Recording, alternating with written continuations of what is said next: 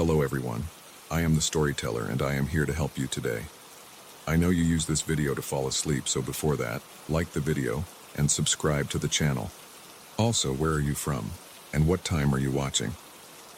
Now get comfortable and relax.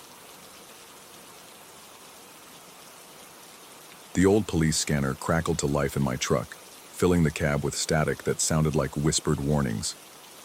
I shouldn't have brought it. Hadn't touched the thing in 5 years, not since retirement. But something about this drive demanded it. Something about returning to mile marker 47 on Highway 9, 23 years of patrol, and that stretch of asphalt still crawled through my dreams like black ice spreading across memory. The dashboard clock read 11:47 p.m., same time I'd gotten that impossible call all those years ago. A call from Unit 237, a patrol car that had been decommissioned and scrapped 3 months before I ever heard its designation crackling through my radio. The highway stretched ahead, empty and glistening under a sliver of moon. Pine trees pressed close on both sides, their branches reaching across the road like arthritic fingers trying to touch in the darkness. My headlights carved a tunnel through the night, and beyond their reach, the world might as well not exist. I adjusted the scanner's dial, muscle memory guiding my fingers to the old frequency, 157460, dead channel now. Department switched to digital years ago, encrypted and secure. This frequency belonged to ghosts and static, nothing more. Or so I kept telling myself as I drove deeper into the corridor of pines. The static shifted, modulated, began to form patterns that almost resembled words. I reached for the volume knob, hesitated, then cranked it up. The cab filled with white noise that ebbed and flowed like breathing. Then, cutting through the interference like a knife through fog, came a voice I recognized but couldn't quite place. Unit 14 responding to mile marker 47, ETA 3 minutes. My hands tightened on the steering wheel. Unit 14 had been my designation. The voice was mine, younger, crisper, lacking the gravel that 2 decades of cigarettes had added. But I remembered every call I'd ever responded to on this stretch, and this wasn't one of them. The road curved ahead, and I slowed, watching the mile markers count down. 45, 46. The scanner hissed and popped, then my voice returned, clearer now, as if the transmission was growing stronger the closer I got. Dispatch Unit 14, approaching the scene now. Single vehicle, black pickup, appears to be... Wait. I glanced at my speedometer, 65, steady. My black F-150 hummed along, eating miles.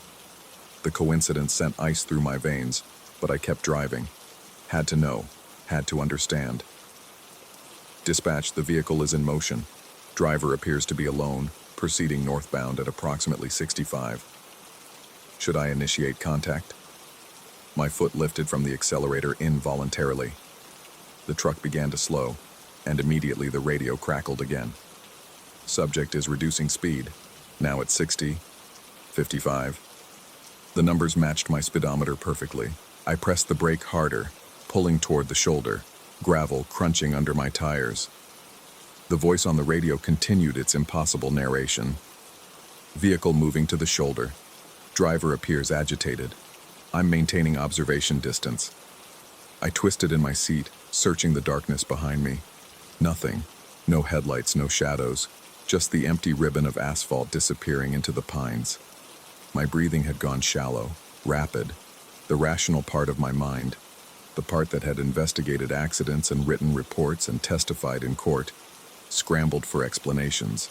Radio skip. Coincidence. Maybe someone playing an elaborate prank, though how they'd gotten my old voice recordings. The scanner went silent for 30 seconds. I sat there, engine idling, listening to my heartbeat compete with the rumble of the motor. Then, soft as a confession, my younger self spoke again. Dispatch, subject has exited the vehicle. He's walking directly toward my position. How does he know I'm here? I'm running dark, no lights, positioned behind the tree line. I hadn't exited my vehicle. My hands were welded to the steering wheel, knuckles white in the dashboard glow.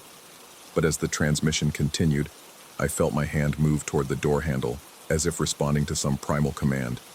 I jerked it back, biting down on my tongue hard enough to taste copper. Subject has returned to his vehicle. He appears to be talking to himself. No, negative, he's listening to something. A radio, maybe. Dispatch, can you confirm any other units in this area? The voice paused, as if waiting for a response that would never come, or had never come, or was coming from 20 years in the past. Time felt elastic, meaningless. No other units. Copy that, dispatch. Subject is now. Wait, this is impossible. He's me. The driver is me. Older, but how am I watching myself? The terror that gripped me then was unlike anything from my years on the force. Not the sharp adrenaline of a high-speed chase or the cold dread of approaching an armed suspect.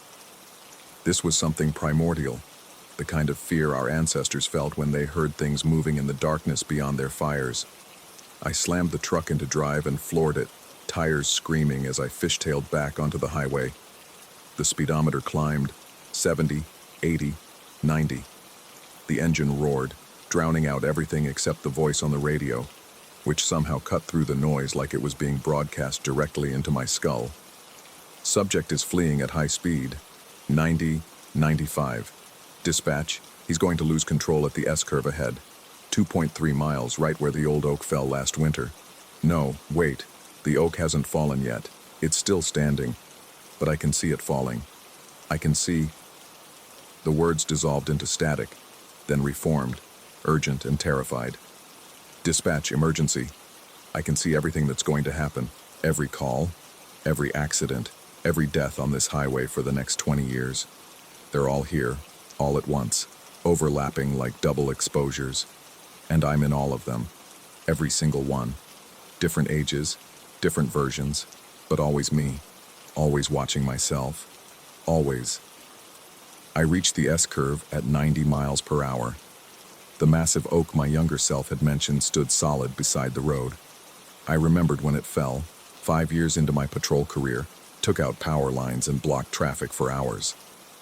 My tires shrieked as I fought the wheel through the turn, felt the truck lift onto two wheels, slam back down.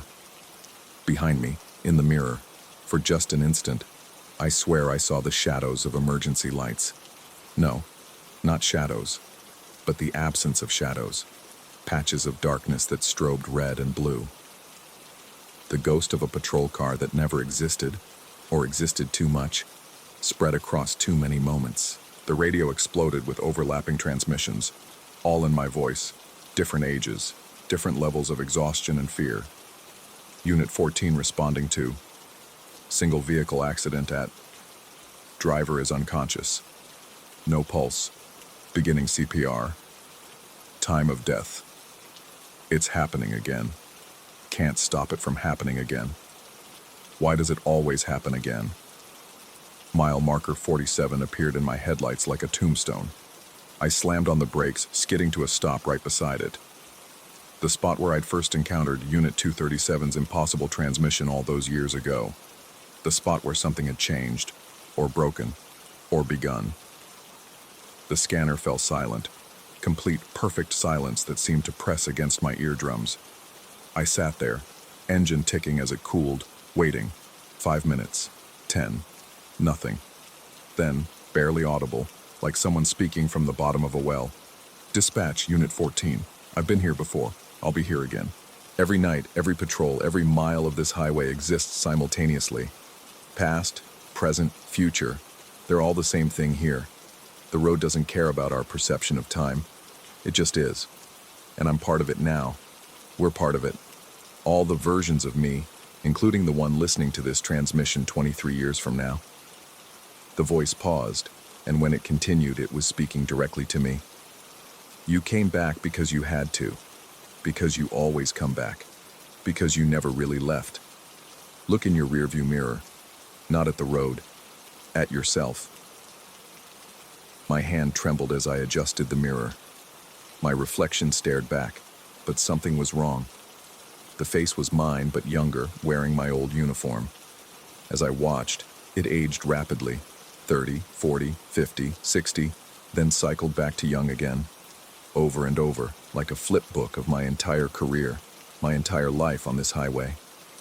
Every time you drove this road, you left something behind, an echo, a shadow, a moment frozen in asphalt and radio waves. They're all still here, all still happening. Unit 237 was you, will be you, has always been you. The decommissioned car that couldn't exist because it exists in too many moments at once. I closed my eyes, but the voice continued, relentless. In 5 seconds, you're going to see headlights in your mirror. They belong to a patrol car that will stop behind you. The officer will be young, fresh from the academy. Badge number 14. He'll ask if you need assistance. You'll tell him no. You'll drive away. And 23 years from now, he'll be sitting where you are, listening to this same transmission, understanding that the loop has closed and closed again. I counted. 1, 2, 3, 4. Headlights flooded my mirrors. A patrol car, engine purring, pulled onto the shoulder behind me.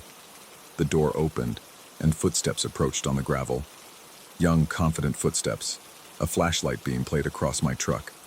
The tap on my window was firm, professional. I rolled it down, already knowing what I'd see. The face under the campaign hat was impossibly young, impossibly familiar. The badge read 14. Evening, sir. Everything all right here? I stared at myself, younger, cleaner, still believing the world operated on linear time and logical rules. The scanner in my truck had gone completely dead, not even static now. Just an empty box that had once connected me to something I should never have heard. Everything's fine, officer, I heard myself say, voice steady despite the earthquake in my chest. Just taking a moment, long drive ahead. The younger me nodded, professional smile never wavering. But in his eyes, my eyes, I saw a flicker of something, recognition, prophecy, or just the reflected headlights creating an illusion. Drive safe, sir. This stretch of road, it can play tricks on you at night. He walked back to his patrol car. I watched in the mirror as he sat there for a moment, probably running my plates, following protocol. Then his voice crackled through my dead scanner, impossible but undeniable.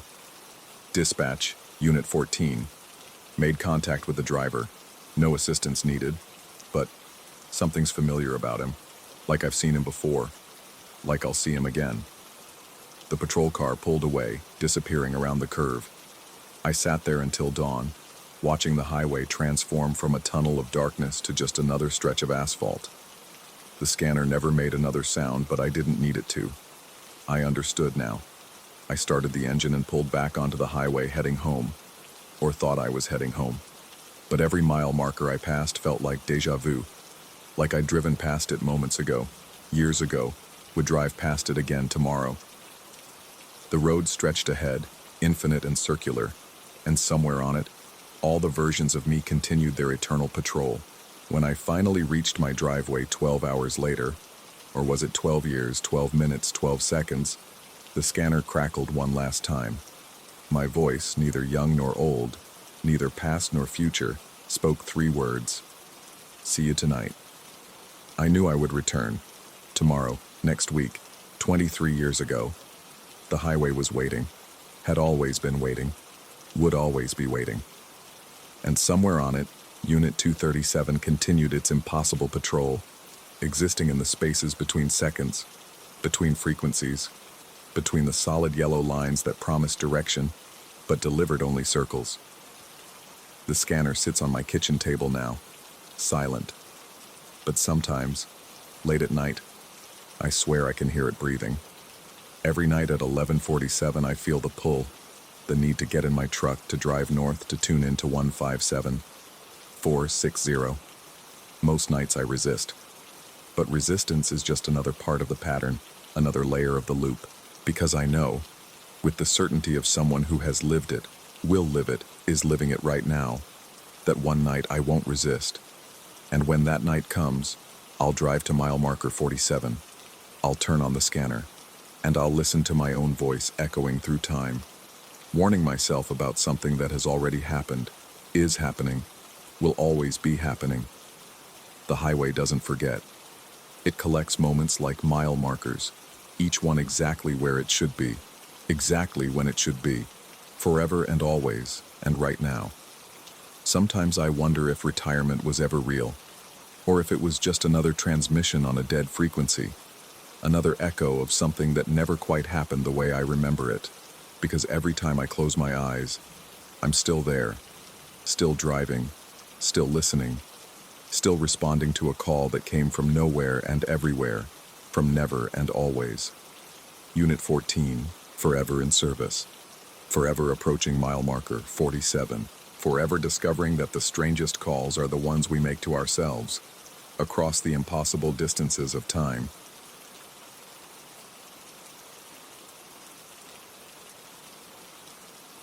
Story 2.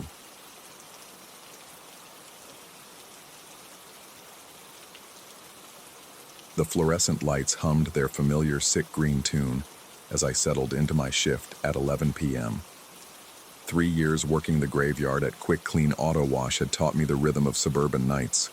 The occasional drunk stumbling through at 2 a.m., the early morning contractor at 4:30, the insomniac who just needed to do something at 3 in the morning. But that Tuesday in October, something shifted in the pattern, like a jazz musician hitting a wrong note that somehow sounds intentional until you really listen. I noticed it first in the logs. The computer system showed an activation at 2:47 a.m., a premium wash paid in cash. Nothing unusual there, except I'd been awake, watching the monitors, and no car had come through. I figured it was a glitch. These old systems, they hiccup sometimes. The owner was too cheap to upgrade, still running software from 2008 on machines that wheezed like asthmatics in winter. But then it happened again Thursday night. Same time, 2:47 a.m. The tunnel suddenly roared to life, those massive brushes spinning, soap jets firing, the whole 9 yards. I rushed to the window overlooking the wash tunnel, coffee splashing across my shirt. Nothing, no car. Just the equipment going through its choreographed dance for an audience of empty space. The security footage made even less sense. The external cameras showed the entrance clear, no vehicle approaching or leaving. But the internal sensors, those told a different story. Weight on the track, measurements indicating a mid-size sedan, the payment system registering exact change, $15.99, dropped into the coin slot by nobody. I started keeping a notebook, documenting each occurrence. They weren't random, always Tuesday, Thursday, and Saturday, always 2:47 a.m., always the premium wash. The pattern felt deliberate, like someone keeping an appointment. On my 4th week of observations, I decided to be ready.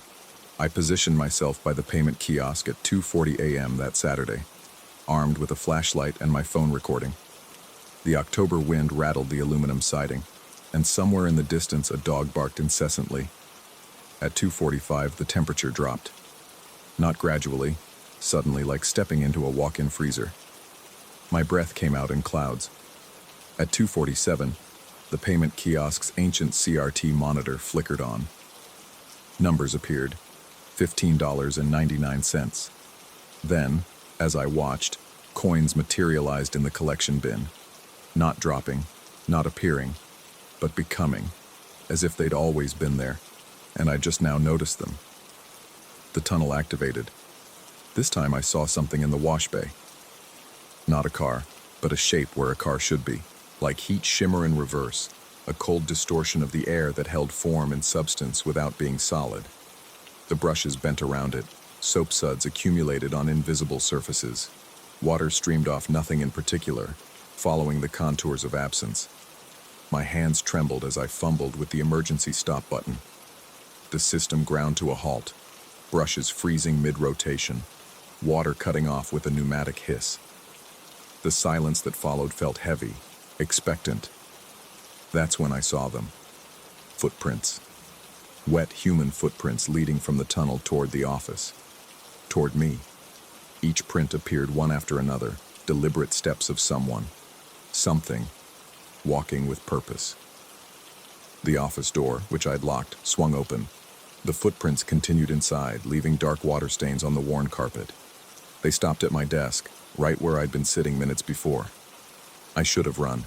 Every instinct screamed at me to get out, drive home, quit this job, never look back. But I followed those prints instead, drawn by the same compulsion that makes you check the back seat even when you know nothing's there. They led to the employee bathroom, its door ajar, a thin line of light bleeding out from underneath. Inside, the mirror was fogged with condensation. As I watched, words appeared in the moisture, drawn by an invisible finger. Help me remember. The fog cleared before I could respond, leaving only my own pale reflection. But behind me, in the mirror, I saw something that made my blood crystallize. A woman, soaking wet, standing in the doorway. I spun around. Nobody there. Back to the mirror. She remained, closer now, her face a watercolor painting left in the rain, features running and reforming. She mouthed words I couldn't hear, pointed toward the tunnel, then dissolved like sugar in water. I spent the rest of my shift researching, local news archives, police reports, anything. At 5:43 a.m. I found it. October 15th, 2019. A woman named... No, I won't write her name, it feels wrong somehow. Had died.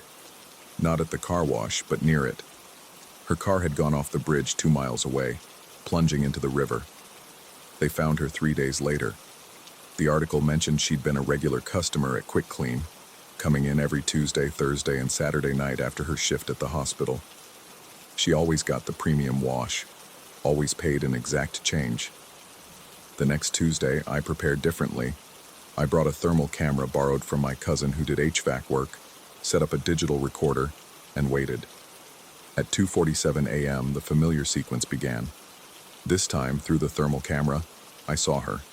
A cold signature in the shape of a car, in the shape of a person, in the shape of a memory trying to complete itself. The recorder picked up something too, static mostly, but underneath, a voice repeating, "Almost home, just need to wash off the night. Almost home, just need to wash off the night." I understood then. Some routines become so ingrained they outlast the body that performed them. She wasn't haunting the car wash. She was finishing her commute, completing the ritual that marked the transition from work to home, from public to private, from duty to rest. A ritual interrupted, but never concluded. I started leaving the system on automatic those nights. Let her wash away whatever phantom residue clung to her phantom car. The footprints still appeared sometimes, tracking to the office, to the bathroom, but I learned to read them differently. Not as an intrusion, but as a check-in, a wave hello from someone still punching the clock of existence.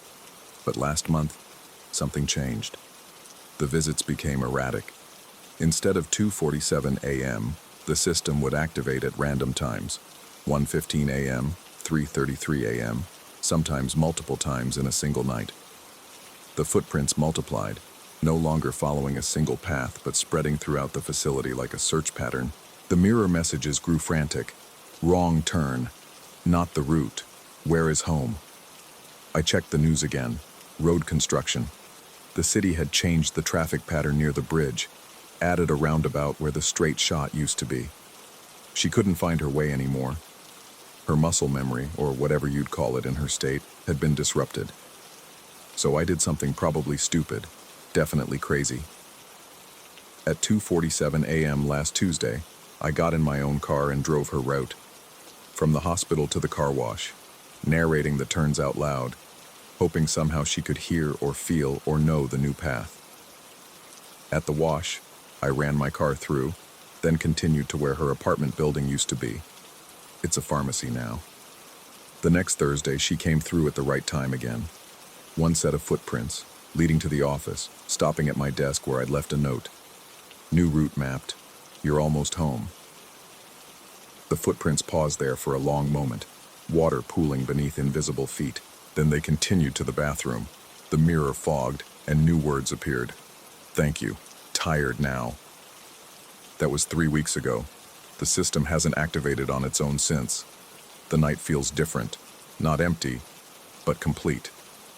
Sometimes, though, at 2:47 a.m., I swear I catch a glimpse in my peripheral vision. A shimmer by the exit, like someone waving goodbye before heading home after a long shift. I still work the graveyard at Quick Clean. I've even grown comfortable with it, knowing that some passages need witnesses, some routines need keepers. But I've started varying my own route home, taking different streets, stopping at different coffee shops. Because now I know we're all just patterns, repetitions, habits given form. And sometimes those patterns persist past their purpose, searching for a home that's moved on without them. The owner wants to upgrade to a fully automated system next year. No more night attendant needed. I haven't told him what I've learned, what I've seen. How do you explain that some ghosts aren't hauntings but commutes? That some spirits aren't trapped but just trying to finish their shift? I don't think he'd understand. Most people don't realize how thin the line is between routine and ritual, between habit and haunting. They don't see how we carve grooves in reality with our repetitions, how we wear paths in the fabric of things that outlast our flesh. But I see it now. Every night, in every car that passes through, leaving behind a little of their day's accumulation, washing themselves clean for whatever comes next. We're all ghosts in training, practicing our hauntings while we still breathe. The fluorescent lights still hum their sick green tune. The coffee still tastes like burnt rubber. The suburban night still cycles through its predictable unpredictability. But I know better now. I know that 2:47 a.m. isn't just a time. It's a door, a threshold, a moment when the membrane between was and is grows thin enough for the desperate to push through.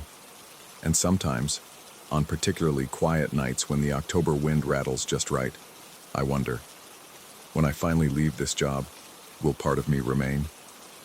Will some future attendant see wet footprints tracking from the office to the coffee machine, from the coffee machine to the monitors, from the monitors to the window overlooking the tunnel? Will they find notes in my handwriting appearing in the logbook? Check the cameras, count the coins, watch for the shimmer at 2:47. I suspect they will, because that's what we leave behind. Not just memories, but movements. Not just spirits, but systems. Not just ghosts, but the grooves they traveled in life, deeper and more permanent than any headstone. The clock on the wall reads 2:43 a.m. as I finish typing this. 4 minutes until the moment of thinness. I've disabled the system tonight, wanting to see what happens when the pattern can't complete. Already the temperature is dropping. Already the lights flicker with anticipation. Something wants through. Something needs to wash. Something insists on finishing what was started. I reach for the system controls, my hand trembling. Not from fear anymore, but from understanding. We're all just trying to get clean, to transition, to make it home. Some of us just take longer routes than others. 2:45 a.m. The payment kiosk monitor flickers on by itself. But this time, it's not showing $15.99. It's showing $31.98. 2 washes, 2 patterns, 2 grooves in reality, intersecting at this moment. I look at my reflection in the dark window, and for just a second, I see her standing beside me. Both of us caught between shifts, between states, between here and home. She nods, just once, and I understand. I flip the system back on. 2:47 a.m. The tunnel roars to life. 2 washes running simultaneously. Impossible but happening. One for her, one for someone else. Someone new. The patterns multiply. The routines overlap. The car wash becomes what it always was. A way station between worlds. A membrane where the living and the lasting meet to wash away what clings to them. I sit back in my chair, notebook open, pen ready. There are more patterns to document, more routes to map, more transitions to witness. The graveyard shift at Quick Clean Auto Wash isn't just a job anymore. It's a vigil, and I'm not sure I ever want it to end.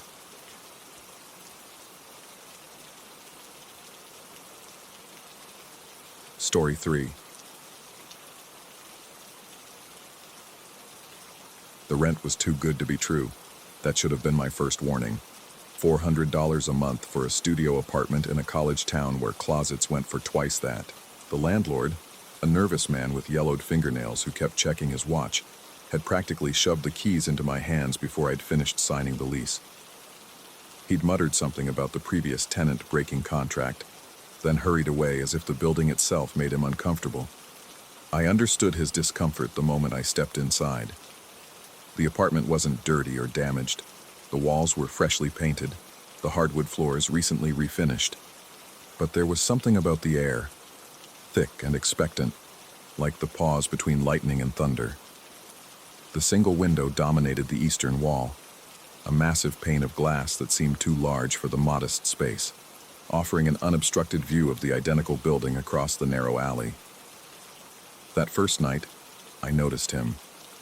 I'd been unpacking boxes, arranging my few possessions in the cramped space, when movement in my peripheral vision made me look up. Across the alley, in a window perfectly aligned with mine, stood a figure. The distance, maybe 30 feet, and the evening shadows made details difficult to discern, but something about his posture, his build, the way he held himself, felt unsettlingly familiar. He was unpacking too. I raised my hand in a tentative wave. A moment later, 2 seconds, maybe 3, he raised his. A neighbor, I told myself. Another student, probably, drawn by the same inexplicably cheap rent. The delay in his response was just social awkwardness, the universal hesitation of strangers acknowledging each other across urban distances.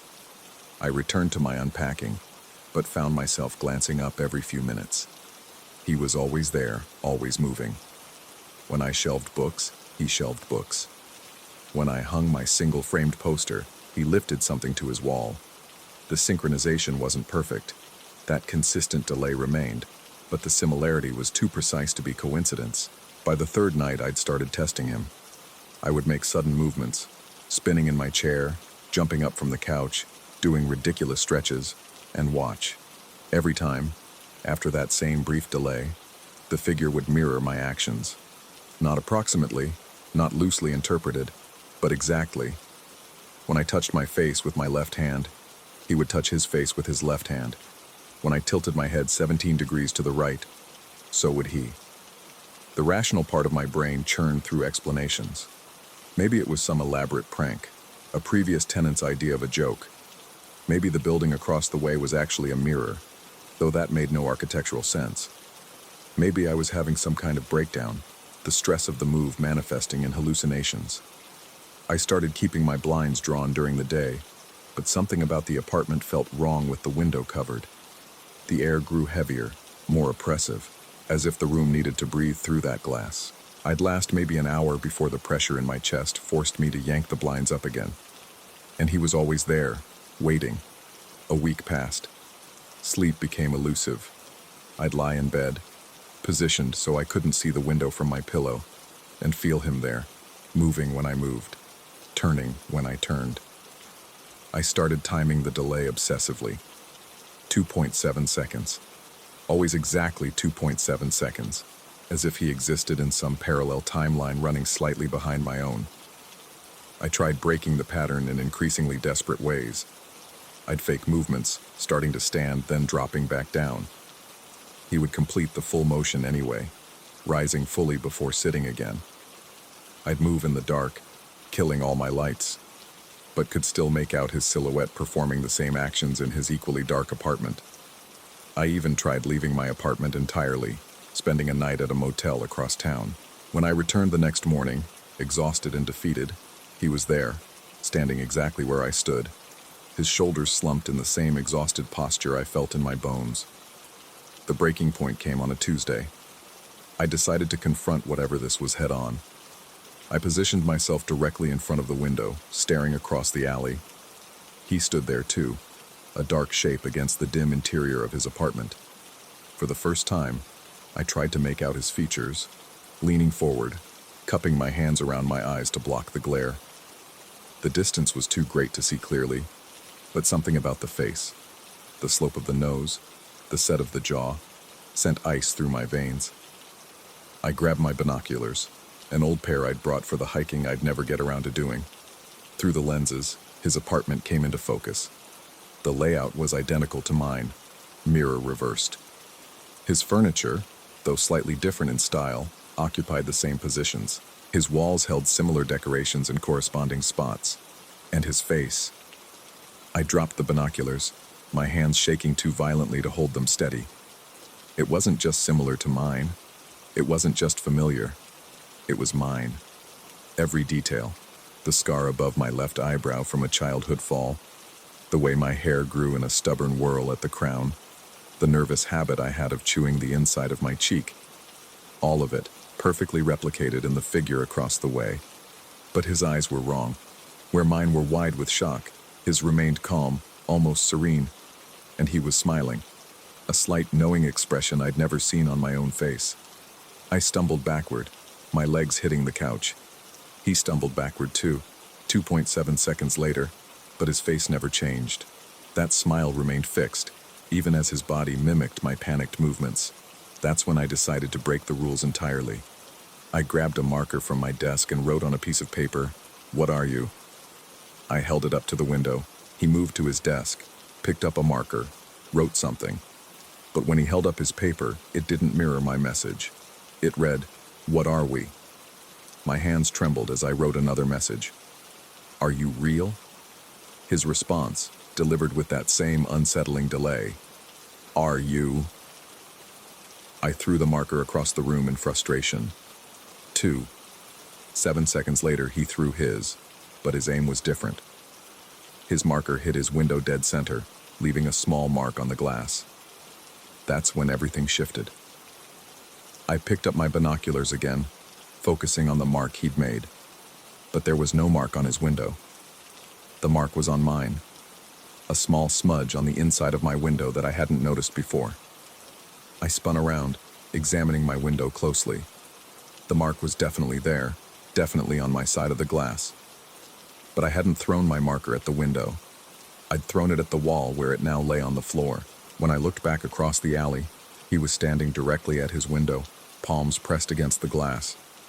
After 2.7 seconds, I felt my own body move forward, my own palms rising to meet my window, though I wasn't controlling the movement.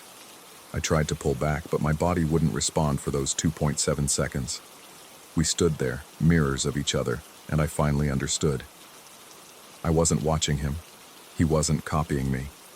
We were both echoes of something else, something that moved through time 2.7 seconds ahead of us. I could see him because he was my past, and when I tried to break free, to move independently, I was glimpsing my future, a future where I would stand at this window forever, trapped in this temporal loop, watching myself watch myself watch myself. The realization brought a strange calm. I understood now why the rent was so cheap, why the previous tenant had fled, why the landlord couldn't meet my eyes. This apartment wasn't haunted. It was a fold in space-time, a place where causality twisted back on itself. I tried to leave. I packed my things, moved toward the door. But 2.7 seconds before I could reach it, I saw him in the window, still standing there, still smiling. And I knew, with a certainty that turned my stomach to lead, that he wasn't in his apartment anymore. He was in mine, standing behind me, 2.7 seconds in my future. I turned around slowly. The apartment was empty, but I could feel the weight of impending presence, the pressure of a moment that hadn't arrived yet, but was inexorably approaching. In 2.7 seconds, I would see him. In 2.7 seconds, I would understand what I truly was. But those 2.7 seconds stretched into infinity. I was trapped in the space between moments, between cause and effect, between action and echo. Every movement I made had already been made. Every thought I had was an echo of a thought I would have. I looked across at the other apartment one last time. It was empty now, or rather, it would be empty in 2.7 seconds. Or it had been empty 2.7 seconds ago. Time had lost all meaning. I still live in the apartment. Or I will live here. Or I did live here. The tense doesn't matter anymore. I watch the window, and the window watches me. And somewhere in between, 7 seconds out of phase, the real me exists, if there ever was a real me at all. Sometimes new tenants move into the building across the way. They never last long. They see me in their window, moving when they move, copying their every gesture with that precise delay. They try to break the pattern, just like I did. And eventually they realize the truth, just like I did. We're all echoes here, reverberating through time, watching ourselves watch ourselves in an infinite regression of moments that haven't happened yet and already occurred. The rent is still too good to be true. It always was. It always will be. Story 4. The fluorescent lights hummed with that particular frequency that makes your teeth ache. 3:47 a.m. according to my phone, though the screen flickered strangely down here in the parking garage. My brother was stable now. That's what mattered. The surgery had gone well, they'd said. He'd be fine. I could finally leave. But Christ, this place was a maze. St. Bartholomew's Medical Center sprawled across 12 city blocks in downtown Milwaukee, a concrete behemoth that had grown tumor-like over decades, swallowing smaller buildings, incorporating them into its vast body. The parking garage alone went down 5 levels, each one color-coded with helpful signs that meant nothing when you were exhausted and couldn't remember if you'd parked on blue level or green level or whatever the hell P3 was supposed to mean. My footsteps echoed off oil-stained concrete as I wandered through row after row of empty spaces. The few remaining cars sat like sleeping beasts under the harsh lighting, their windshields reflecting nothing but darkness. The air tasted of exhaust and something else, something sweet and cloying that reminded me of the formaldehyde smell that had clung to my clothes after anatomy lab in college. I pressed the key fob again. Nothing, not even a distant chirp to guide me. The battery had been acting up lately, but this felt different. The little LED that should have blinked red when I pressed the button stayed dark. A sign ahead caught my attention. Level B6 arrow. That couldn't be right. The elevator had only shown 5 basement levels. I'd remember seeing 6. But there it was, freshly painted yellow arrow pointing down a ramp I hadn't noticed before. The concrete here looked older, the expansion joints wider, filled with something black that might have been tar or might have been shadows. It was hard to tell in the stuttering fluorescent light. I should have turned around then. Should have gone back to the elevator, asked security for help finding my car. But exhaustion makes you stupid, and the sign was so confident in its direction. Maybe they'd expanded recently. Hospitals were always under construction. The ramp curved down at an angle that felt wrong somehow, too steep and too gradual at the same time. My ears popped halfway down, that uncomfortable pressure you get in airplanes, and I had to swallow hard to clear them. The temperature dropped at least 10 degrees. Level B6 was different. The cars here were wrong. Not just old, though they were that. Models from the 70s and 80s covered in dust so thick it had formed a crust. But wrong in a way that made my stomach tighten. A wood-paneled station wagon with its doors hanging open, interior lights still glowing impossibly bright after what must have been decades. A Cadillac with its hood up, tools scattered around it as if someone had just stepped away from a repair job. The dust on the tools was undisturbed. The lighting was different too. Not fluorescent, but incandescent, casting everything in sepia tones like an old photograph. The ceiling felt lower, pressing down with weight that had nothing to do with the tons of concrete above. Pipes ran along the walls, sweating condensation that had formed stalactites of mineral deposits. How long did that take? Years? Decades? I walked faster, key fob held out like a talisman, pressing the button over and over. The sound of my footsteps changed, became muffled, as if the concrete here absorbed sound rather than reflected it. Behind me I heard something else, a shuffle-drag rhythm that might have been an echo, or might have been something else entirely. There, an exit sign. But instead of the standard green, this one glowed amber, the word exit barely visible through years of accumulated grime. Next to it, a door marked reception. Reception? In a parking garage? The door's window was covered with yellowed paper from the inside, corners curling with age. Through a gap, I could see a waiting room beyond, orange plastic chairs arranged in neat rows, a water cooler in the corner, magazines spread on a low table, everything covered in that same thick dust, undisturbed for God knows how long. But the water cooler was full. I could see the bubble rise through the blue tank, hear the gentle glug as it broke the surface. My phone buzzed. No signal, the screen said, but somehow I had a text notification. The number was just zeros. The message was a single word. Visiting? I deleted it immediately, fingers shaking. When I looked up, the shuffle drag sound was closer. I couldn't see its source. The shadows between the cars had grown thick as curtains, but I could feel it, a presence that made the air heavy and hard to breathe. I ran. Not back the way I came. That path had somehow become a wall of parked cars so tightly packed together there was no space between them. But forward, following signs that changed each time I looked at them. Level B7. No exit. Authorized personnel. Morgue access. The cars grew older as I went deeper. Model Ts and things I couldn't even identify, their brass fixtures green with verdigris. Some had plants growing through their floorboards, pale vines that had never seen sunlight reaching toward the ceiling. The air smelled of earth and decay, and that sweet formaldehyde scent growing stronger. Another reception area, this one behind glass doors that had been painted black from the inside. Through scratches in the paint, I glimpsed movement. Shapes in white uniforms walking back and forth with purposeful strides, pushing gurneys that seemed to glide without touching the ground. The figures had no faces, or maybe they did, and I just couldn't process what I was seeing. My brain kept trying to make sense of them and failing, leaving only the impression of wrongness so profound it made my teeth hurt. A PA system crackled to life, the sound coming from speakers I couldn't see. The voice was pleasant, female, with that particular quality of old recordings where the high frequencies have been worn away. Visiting hours are now over. All guests please report to reception for processing. Processing, not checkout, processing. I found stairs, a narrow concrete stairwell with metal railings that left rust on my palms. Up was painted on the wall in letters that looked hand-done, dripping slightly as if the paint had been too thin.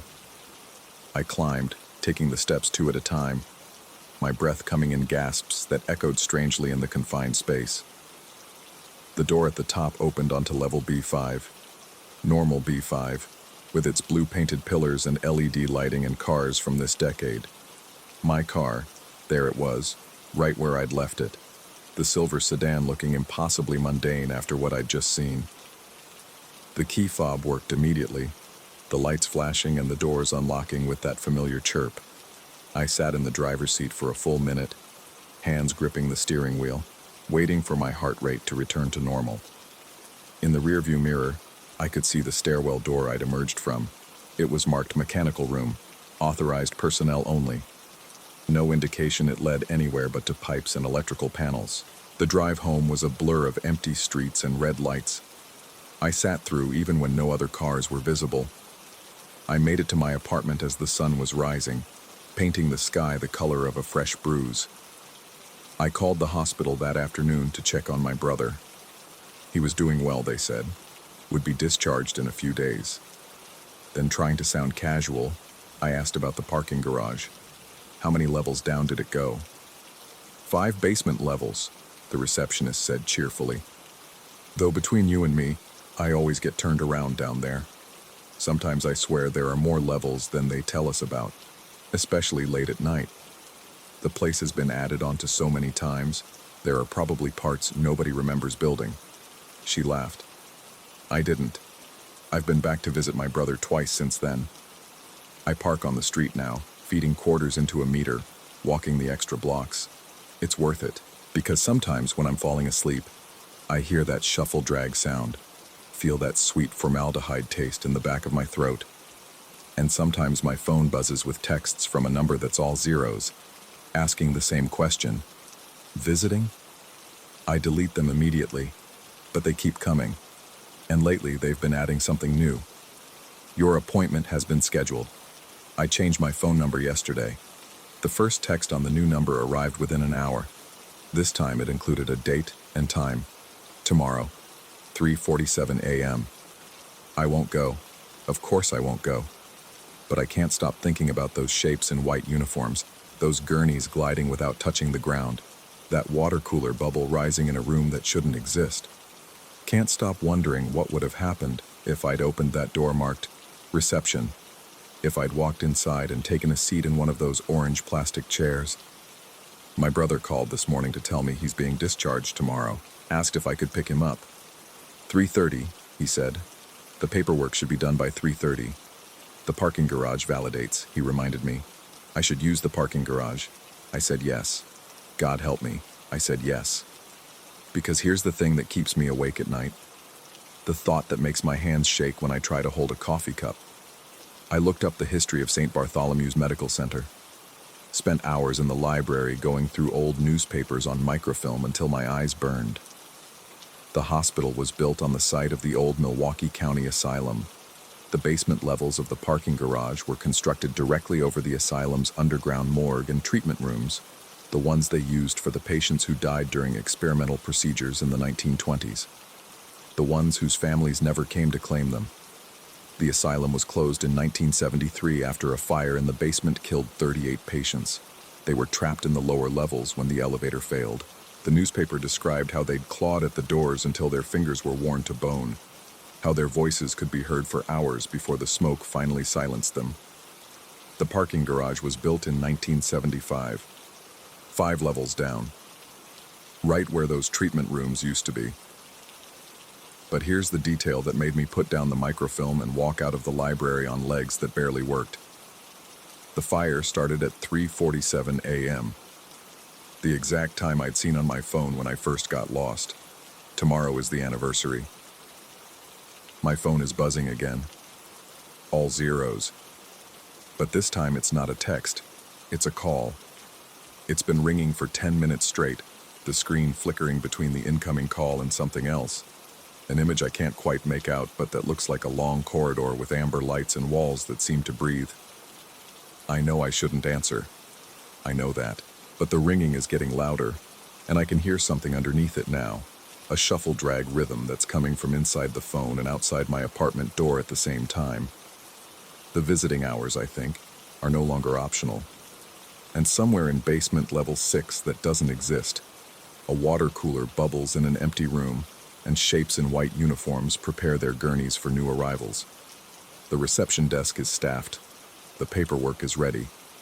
All they need now is for someone to check in.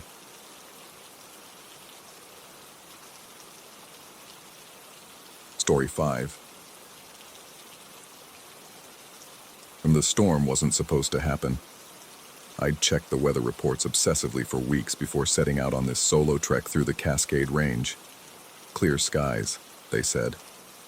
Mild winter conditions, perfect for someone trying to disappear into the mountains and find whatever was left of themselves after a year of lawyers, paperwork, and the slow dissolution of everything I'd thought permanent.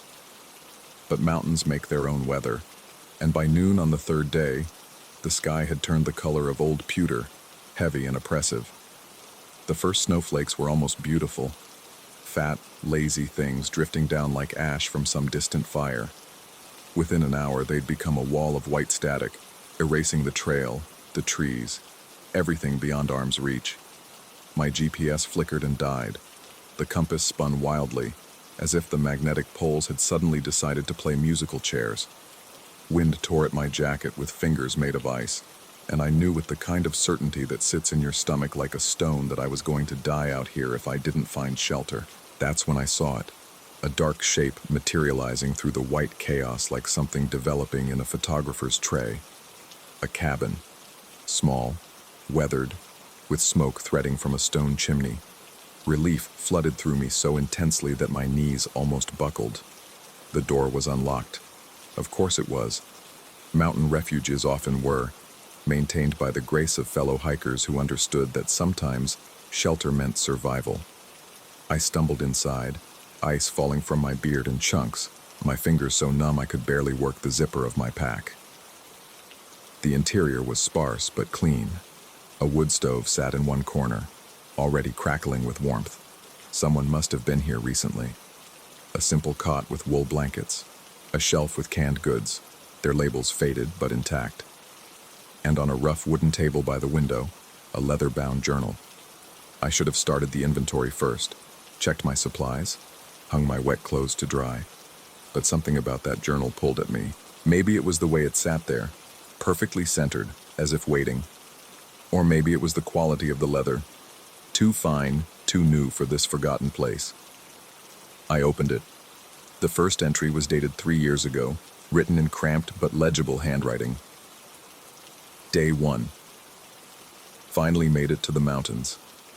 Been planning this trip since the papers were signed. Need to clear my head, figure out who I am when I'm not somebody's husband anymore. My throat constricted. The similarity to my own situation was uncanny, but coincidences happen. Lots of people come to the mountains to heal after divorce. I kept reading. Day 2. Weather's perfect. Followed the northern trail past Desolation Lake. That name feels appropriate. Everything in my life feels desolate now. But there's something clean about it too. Like I'm being scraped down to essentials. I knew that trail. I'd taken it yesterday. The entry continued, describing landmarks I recognized. Thoughts that could have been plucked from my own mind. The writer even mentioned the same brand of freeze-dried meals I'd packed. Complained about the same blister on his left heel that had been bothering me since day 1. My hands had started trembling, and not from the cold. I flipped forward, scanning entries. Each one was a mirror of my own experience, down to details I hadn't told anyone. The argument with my brother before leaving. The photo I'd burned at the trailhead. Her photo. The moment yesterday when I'd stopped at a cliff edge and wondered, just for a second, how easy it would be to take one more step. Then I reached today's entry. Day 3. Storm came out of nowhere. Found this cabin just in time. As I write this, I can hear someone approaching through the snow. Their footsteps are heavy, desperate. In a moment, they'll push open the door. They'll shake off the ice, look around, and their eyes will fall on this journal. I jerked my head up, staring at the door I'd just come through. The cabin was silent except for the pop of wood in the stove and the muffled howl of wind outside. My skin prickled with the sensation of being watched, studied, cataloged. I looked back at the journal. There was more. They'll be skeptical at first, think it's a coincidence, but they'll keep reading because they can't help themselves. They need to know if the similarities continue. They need to know how it ends. The pronouns had shifted. They had become specific, personal. The next line made my blood freeze. He's reading this right now. Brown eyes wide, that small scar above his left eyebrow, the one from the bike accident when he was 12, furrowed in concentration. He's wondering if he should run, but the storm outside is getting worse. He can hear it. I could hear it. The wind had picked up to a shriek, rattling the windows in their frames. Snow was piling against the glass, already halfway up the panes. Even if I wanted to leave, I couldn't. Not now. I turned the page with numb fingers. Day 4. The storm will last through the night. He'll try to stay awake, but exhaustion will win. He'll dream about the cabin expanding, corridors stretching into darkness, rooms that weren't there before. In the morning, he'll tell himself they were just dreams.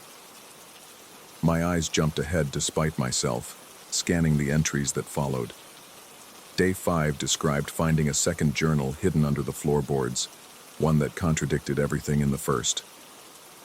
Day 6 mentioned the arrival of another hiker, a woman who claimed to own the cabin, who said she'd been waiting for me specifically. No, not me. Him, the writer. But the pronouns kept shifting, blurring, until I couldn't tell where the writer ended and I began. Day 7's entry was different. The handwriting had changed, become looser, more confident. He starts to understand now. The cabin isn't on any map because it doesn't need to be. It finds who it needs to find, or perhaps they find it. The distinction stops mattering after a while. I flipped ahead, my breathing shallow and quick. The entries became fragmentary, jumping between past and present tense, between first and third person. They described conversations with people who weren't there, or who were there but shouldn't be. They mentioned the walls breathing, the way shadows moved independently of their sources, the sound of writing that continued even when the pen was still. And then, about 20 pages from where I was now, The entries shifted entirely into future tense. Day 12. He will find the room behind the false wall. Inside, dozens of journals, all in different handwriting, all telling the same story with minor variations. Some end mid-sentence. Others continue for hundreds of pages, the writing becoming increasingly frantic, increasingly small, trying to fit more words onto each page as if running out of space means running out of time. Day 15. He will realize that leaving requires a sacrifice, not of blood or bone, but of certainty. He must choose which version of events to believe, and that choice will determine which door opens when he tries to leave. Some doors lead back to the trail, others lead deeper into the mountain. The problem is, there's no way to know which is which until after the choice is made. Day 18. He will start writing his own version, thinking he can change the outcome if he just finds the right words. He will, he won't. Both things are true. Neither is true. The pen moves on its own sometimes, writing truths he doesn't want to acknowledge. My hands were shaking so violently now that I could barely hold the journal. I wanted to throw it into the fire, but I couldn't stop reading. The entries became more disturbing, describing a gradual dissolution of identity. Moments where the writer couldn't remember if he was reading or writing, if he had arrived yesterday or had been here for years. The last filled page was dated 3 weeks from now. Day 24. He understands now that the journal doesn't predict the future. It creates it. Each word written becomes true in the writing. Each word read becomes memory. The cabin is a crucible where possibility crystallizes into reality, where all the paths not taken converge. He isn't the first to find this place. He won't be the last. The journals accumulate like sediment, each layer pressing down on the ones below until they compress into something harder than truth. Tomorrow he will decide to burn the journals, or he will decide to add his own, or he will simply walk out into the snow and let the mountain decide. All of these things happen. None of them do. The only certainty is that someone else will find this cabin, probably during a storm, and they will pick up a journal. This journal, another journal, it doesn't matter. And they will recognize their own story, written in someone else's hand. I turned the page. Blank. The next 50 pages were blank, waiting. But there was something else. A second journal tucked beneath the first, bound in the same leather. I opened it with trembling fingers. The first entry was dated tomorrow. Day 4. I woke to find the storm had passed. The other journal, the one I read yesterday, was gone. Maybe I dreamed it. Maybe the isolation is affecting me more than I thought. But I can't shake the feeling that I'm living out a story that's already been written, that every choice I make is just following a path carved by someone else's pen. I slammed it shut. My heart was pounding so hard I could hear it over the wind. The rational part of my mind, the part that had gotten me through the divorce, through the long nights of self-doubt, tried to assert itself. This was a prank, an elaborate hoax. Someone knew I was coming here and set this up. But how? How could anyone know about the scar, about the photo, about the exact thoughts that had passed through my mind on that cliff edge? I stood up, pacing the small cabin. The floorboards creaked under my weight, a hollow sound that suggested space beneath. I thought about Day 5's entry, about the journal hidden under the floor. I wouldn't look. I absolutely would not look. I looked. Kneeling, I ran my fingers along the boards until I found one that shifted slightly. It came up easily, too easily, as if it had been pried loose many times before. Beneath it, wrapped in oilcloth, was another journal. This one was older, the leather cracked and stained. The writing inside was different, feminine, flowing. But the story it told was the same. A woman, fleeing a failed relationship, caught in a storm, finding the cabin, finding journals that described her past and future with impossible accuracy. Her entries ended abruptly on Day 20 with a single line. I understand now. I've always been here. I'm still here. I'm writing this even as you read it. I dropped the journal, stumbling backward. The cabin suddenly felt too small, the walls too close. The shadows in the corners seemed to pulse with their own heartbeat. Or maybe that was just my vision swimming from hyperventilation. I needed air. I lunged for the door, yanking it open. The storm had stopped. Beyond the threshold, the world was transformed. Snow blanketed everything in pristine white, unmarked by any footprints, including my own. The sky was clear, stars beginning to emerge in the deepening twilight. It was beautiful. It was impossible. I'd been in the cabin for maybe 2 hours. The storm should have raged for days. Unless... I turned back to look at the journals on the table. The first one was open to a page I hadn't read. I didn't remember leaving it open. The entry was in my handwriting. I stood in the doorway, looking out at the impossible calm. Behind me, the journals waited with their patient certainty. I could leave now, walk out into the snow and pretend none of this happened. But I knew, the way you know you're dreaming even while the dream continues, that I would be back. Tonight, tomorrow, a year from now. Time works differently here. The cabin exists in the spaces between seconds, in the pause between heartbeats. Every version of me that could exist has stood in this doorway. Every version has made this choice. And now I'm writing this, even though I'm standing in the doorway. I'm reading this, even though I'm writing it. The pen moves, and I move. And sometimes I'm not sure which motion causes which. I wasn't holding a pen. My hands were empty, gripping the door frame. But I could feel it, the phantom weight of it, the way it would fit between my fingers, the way the ink would flow, dark and permanent, creating truths that couldn't be unwritten. The rational part of my mind made one last attempt. Leave. Run. Get back to civilization and therapy and medication if necessary. This was a breakdown, a psychotic episode brought on by stress and isolation. The journals were blank or filled with my own writing during a dissociative state. There was an explanation for everything, but the snow outside was already starting to fall again, thick and fast. The trail would be covered within minutes, and somewhere in the cabin behind me, I could hear the sound of writing, the soft scratch of pen on paper, recording every thought, every hesitation, every future I might choose. I stepped back inside and closed the door. The journals were waiting, patient as gravity. I picked up the pen that hadn't been there a moment ago. It felt warm, familiar, like coming home. I began to write. Day 4, or is it day 1, or day 1000? The storm has started again, or maybe it never stopped. In the cabin, time folds in on itself like origami, each crease creating new dimensions of possibility. I'm writing this for you, you who will find this cabin in your own storm, in your own crisis. You'll think you're going crazy. You're not. Or you are.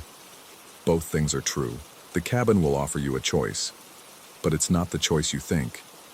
It's not about leaving or staying, about believing or doubting. It's about accepting that sometimes, in certain places, the boundary between reader and writer, between past and future, between self and other, dissolves like snow on warm skin. You'll want to know how it ends. But endings are just another beginning, viewed from a different angle. The journal continues. The storm continues. The cabin waits for the next visitor, who might be you, might be me, might be someone we haven't imagined yet. Keep writing. Keep reading.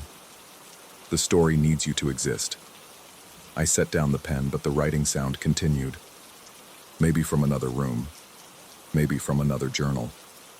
Maybe from inside my own skull, where thoughts were being transcribed in real time, creating the reality I was experiencing even as I experienced it. Outside, the storm howled with renewed fury.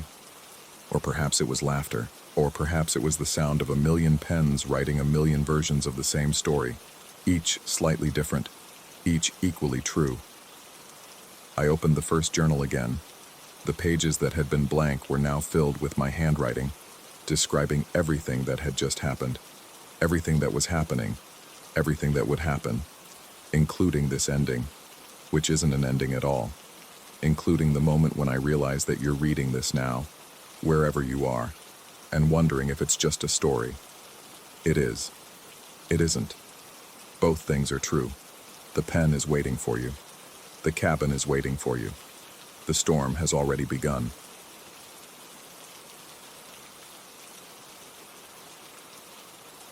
Story 6.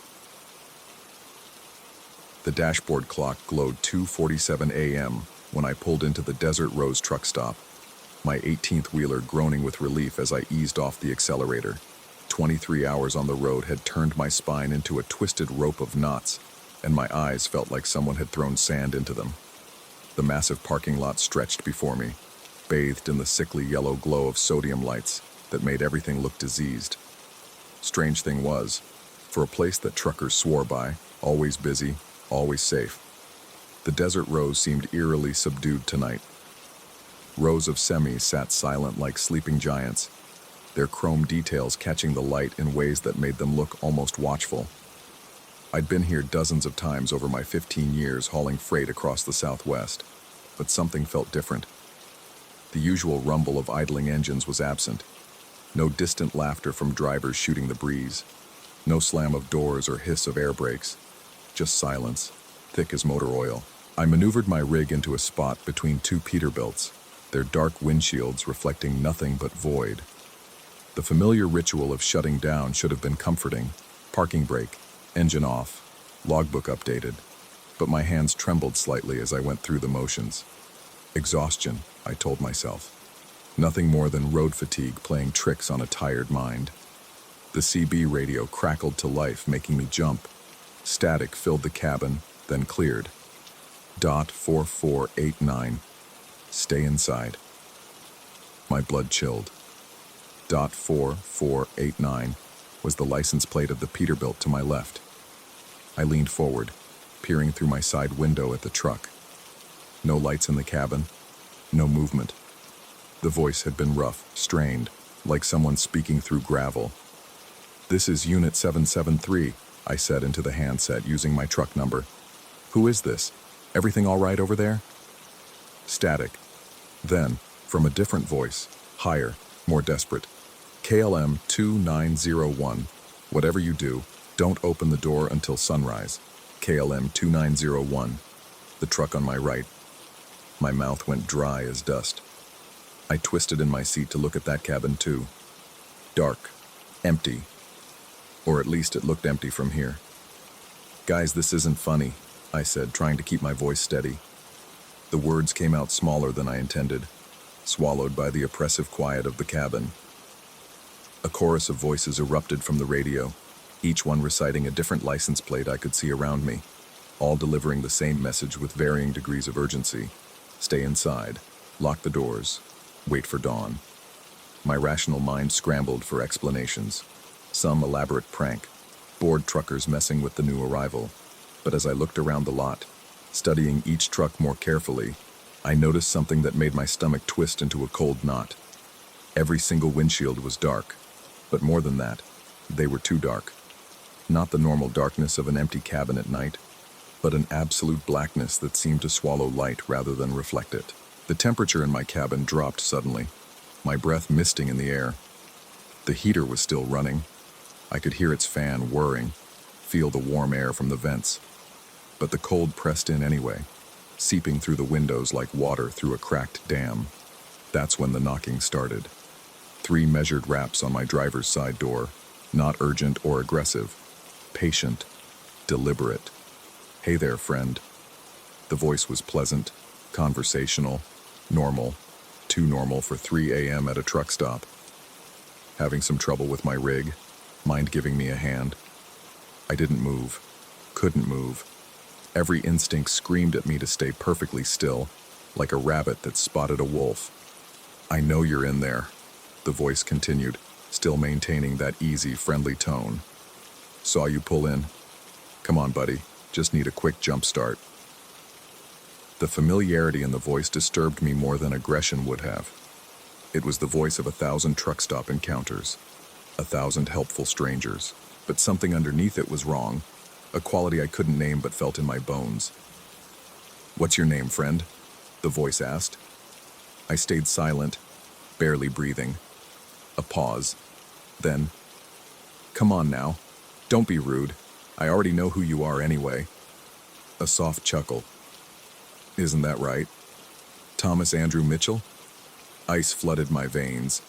My full legal name. The one on my commercial license. My registration. The one nobody used. Not even my ex-wife had called me by my full name. The knocking came again, still patient, but more insistent.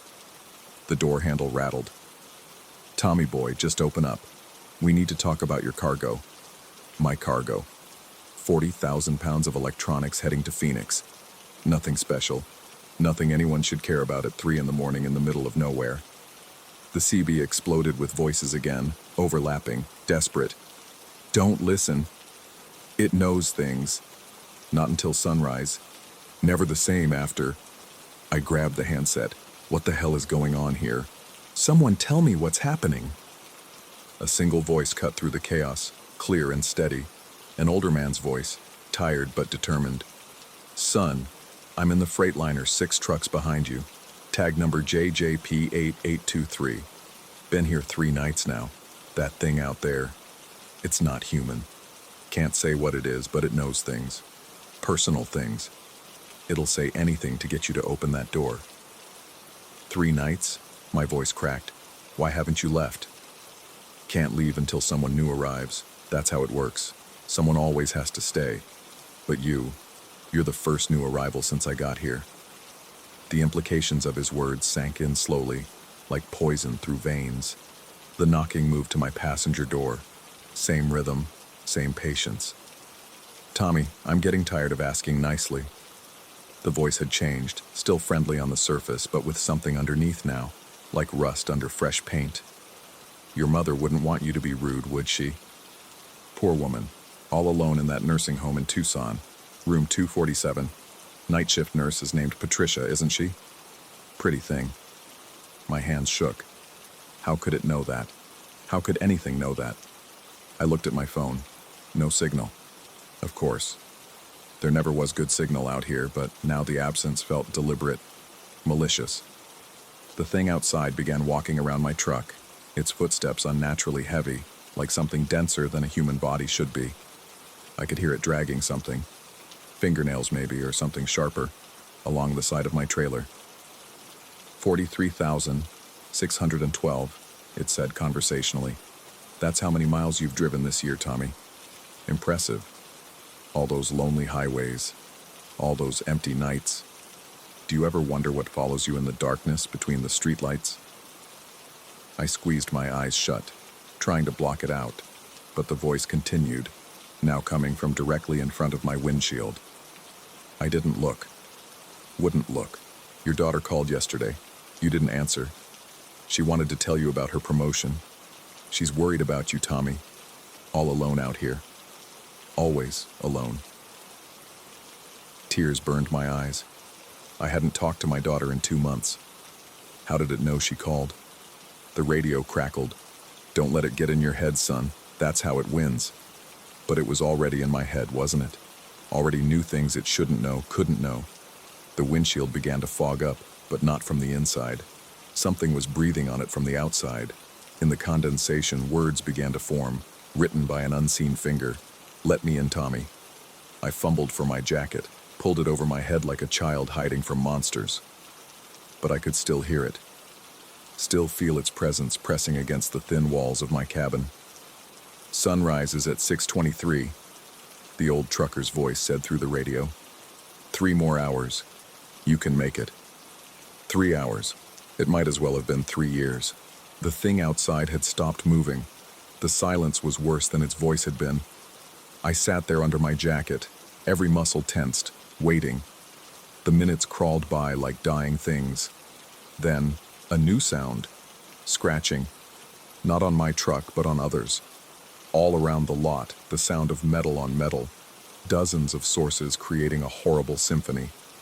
And underneath it, barely audible, whispers in languages I didn't recognize, couldn't recognize, but somehow understood in the primitive part of my brain that still remembered when humans were prey. My phone suddenly blazed to life. 14 missed calls, all from my own number. As I watched, paralyzed, a text appeared. Open the door, Tommy. It's so cold out here. Another text. I can see you under that jacket. Another. Your grandfather died the same way, didn't he? Heart attack in his truck. Alone. I threw the phone across the cabin. It hit the passenger door and fell to the floor. Screen cracked but still glowing. Still receiving messages I could hear but refused to read. The radio voices had gone quiet. Maybe they were hiding too. Maybe they'd given up on me. The scratching stopped. For several minutes, nothing. Just my ragged breathing and the hammering of my heart. Then, impossibly, I heard my own voice from outside. It's okay. You can come out now. Sun's coming up early today. Weird weather phenomenon. Come look. It was perfect. Every inflection, every subtle accent from growing up in East Texas. My voice, but not from my throat. Don't believe it, I whispered to myself. Don't believe anything. The voice, my voice, laughed. Who are you talking to, Tommy? There's nobody else here, never has been. You've been talking to yourself on that radio all night. Those other truckers? Look again. Look with your real eyes. Against every instinct, I peered through my fingers, through the jacket, out the windshield. The trucks around me were wrong, rusted, ancient. Some were models that hadn't been made in decades. Weeds grew through broken windows. Seats rotted down to springs. How had I not seen it when I pulled in? How had I not noticed? That's right, my voice said from outside. You've been here a long time, Tommy. Years, maybe. Hard to tell anymore, isn't it? Your cargo rotted away months ago. Your phone's been dead since you arrived. That old trucker you were talking to, that was you, Tommy. It's always been you. No, that wasn't right. I knew what was real. I'd just pulled in. When had I pulled in? The clock on my dash was dark. Had it been dark before? I couldn't remember. Come outside, Tommy. Come see what you've become. My hand moved toward the door handle without my permission. My fingers brushed the metal, found it ice cold and somehow wet. I jerked back, cradling my hand against my chest. The laughter outside wasn't mine anymore. It was older, hungrier, vast as the desert itself. 6 more attempts, it said. That's my record. 6 times you almost opened that door. But sunrise always comes, doesn't it? And then you forget. You always forget. Until the next night, when we play again. I looked at the logbook beside me. My handwriting filled pages and pages, the same entry over and over. Arrived Desert Rose truck stop, 2:47 a.m. Different dates, dozens of them, hundreds. No, I said, but my voice sounded hollow, uncertain. Check your mirrors, Tommy. I didn't want to. Everything in me screamed not to look. But I looked. In the reflection, my face was wrong. Older, much older. Beard grown wild and gray. Eyes sunken, hollow. How long had I been here? How long had I been playing this game? The thing outside pressed against my window. I still couldn't see it directly, but in the reflection, in the corner of my eye, I caught glimpses. Too many teeth. Angles that hurt to perceive. Something that wore the shape of humanity, like an ill-fitting coat. 1 more hour until sunrise, it whispered. Then we reset. Then you forget. Then we play again. Unless what? Unless you open the door. End the game. Free yourself. My hand moved toward the handle again. Maybe it was right. Maybe ending this was better than continuing. How many nights had I lived through this? How many times had I forgotten? The radio crackled one last time. A young voice. Scared. Familiar. Dad? Dad, is that you? I've been trying to reach you for so long. They said your truck was found at some old abandoned truck stop. Said you were still in it, but different. Please, Dad. If you can hear this, just come home. Please. My daughter. But that was impossible. The radio didn't work like that. CB radios didn't receive phone calls. Nothing about this made sense. Nothing about this could be real. But what if it was? What if she was really trying to reach me? I grabbed the door handle, started to turn it. The sunrise hit like a physical blow, golden light flooding the cab. I blinked, disoriented. The dashboard clock glowed 6:23 a.m. Around me, the Desert Rose truck stop looked normal again. Trucks rumbling to life. Drivers walking to the diner. The ordinary world reasserting itself. I sat there sweating, shaking, trying to remember. Something. A dream. A nightmare from falling asleep in my cab. My logbook was open beside me. The last entry. Arrived Desert Rose truck stop, 2:47 a.m. I started to write the departure time, then stopped. There were pages of arrivals. No departures. My hand trembled as I flipped back through them. All the same. All arrivals. Never leaving. A knock on my door made me jump. A friendly-looking driver stood outside, smile wide and helpful. "Hey, buddy. Saw you were awake. Having some trouble with my rig? Mind giving me a hand?" I looked at him through the window. Normal. Completely normal. Just another trucker needing help. But as I reached for the door handle, I heard something. Faint. Maybe imagined. Maybe real. Voices on the CB, even though it was turned off. "Don't open it. Never open it. Wait for sunrise. Always wait for sunrise." My hand froze on the handle. The friendly driver's smile never wavered, but something in his eyes shifted. Just for a moment. A flicker of something vast and patient and hungry. "Come on, friend," he said, and I realized he hadn't blinked once since I'd been looking at him. "Just open the door. What's the worst that could happen?" I pulled my hand back. He laughed, a sound that seemed to come from too many throats. "See you tonight, Tommy," he said, walking away. "We'll try again tonight." I wanted to leave. Every fiber of my being screamed to start the engine, pull out, never look back. But when I turned the key, nothing happened. The engine wouldn't turn over. The fuel gauge read full, but the truck was dead. I reached for my phone to call for help. The screen was cracked. When had that happened? But it powered on. 14 missed calls, all from my own number. The last text sent 3 minutes ago. "Tomorrow night, Tommy. We have all the time in the world." I looked around the truck stop. The other drivers moved about their business, but none of them looked at me. None of them saw me. Was I really here? Had I ever been here? Was I anywhere at all? The sun climbed higher, and the memories began to fade like frost on a windshield.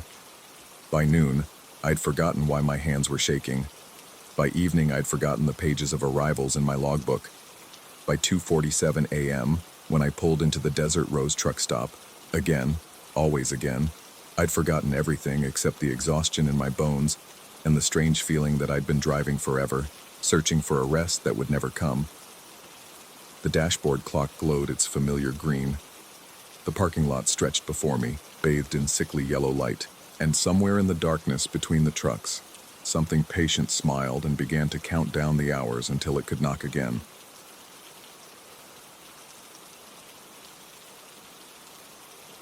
Story 7.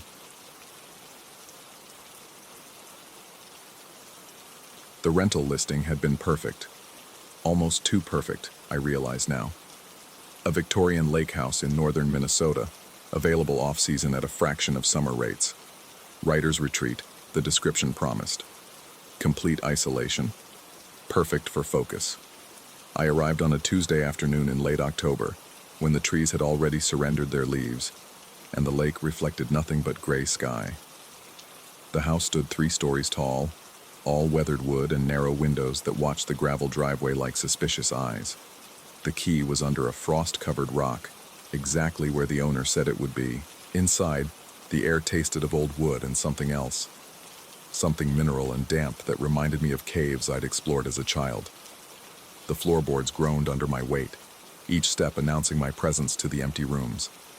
I told myself the sounds were charming, atmospheric, the kind of detail I could work into my novel. The first 2 nights passed without incident. I wrote during the days, watching mist roll across the lake through the study window. In the evenings, I built fires in the stone fireplace and listened to the house settle around me. Old houses make noise, I reminded myself whenever a board creaked or a pipe rattled. It's just the cold. On the 3rd night, I woke to complete darkness. The bedside clock glowed 2:58 a.m.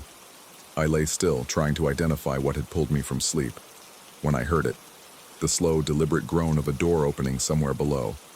My first thought was wind. These old houses, they breathe with the weather, but the sound was too specific, too intentional.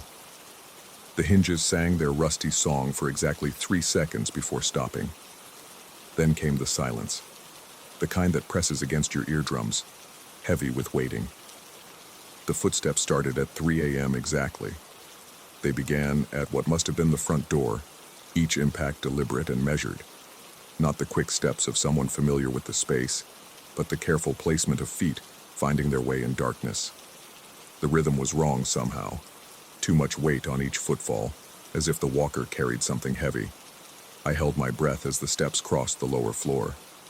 They paused at what I knew was the bottom of the staircase, and for a moment I allowed myself to hope they would stop there. Then the first stair creaked. Each ascending step took longer than it should have. The walker would plant their foot. The wood would groan under the weight. Then a pause before the next step. 17 stairs to the second floor landing. I counted every one. The footsteps stopped outside my door. I waited, muscles tensed, ready to confront whatever stood in the hallway. But after 30 seconds of silence, the steps continued past my room, moving toward the third floor. They climbed those stairs too, that same measured pace, until they reached the top floor where only an empty attic room waited. Then nothing. I stayed awake until dawn, but heard no footsteps coming back down. The next morning, I almost convinced myself I'd dreamed it. The mind plays tricks in unfamiliar places, especially when you're alone. I spent the day writing, pushing out pages with unusual fervor, as if productivity could ward off the coming night. At 2:45 a.m., I was ready. I stood in my doorway, flashlight in hand, determined to confront my mysterious visitor. The house held its breath with me as the clock approached 3. The door groaned open below. The footsteps crossed the lower floor with the same measured pace. But this time, I noticed something that made my skin prickle. The sound was wet. Each footfall carried a subtle squelch, like boots that had walked through rain. They climbed the stairs, one by one, deliberate, heavy. I stepped into the hallway when they reached the landing, flashlight beam cutting through the darkness. The footsteps continued toward me, and that's when I saw it. Or rather, didn't see it. The floorboards compressed with each invisible step, old wood bending under substantial weight. The carpet runner showed the clear impression of a foot, water seeping into the fabric, darkening it in a perfect shoe print. Another step, another depression, another wet mark. The footsteps passed directly in front of me. The air turned arctic as they went by, carrying the smell of lake water and something else, something organic and wrong. Wet footprints appeared on the floor, one after another, leading to the third floor stairs. The wood groaned under the invisible weight as it climbed. I stood frozen until dawn, staring at the wet marks that led upward but never came back down.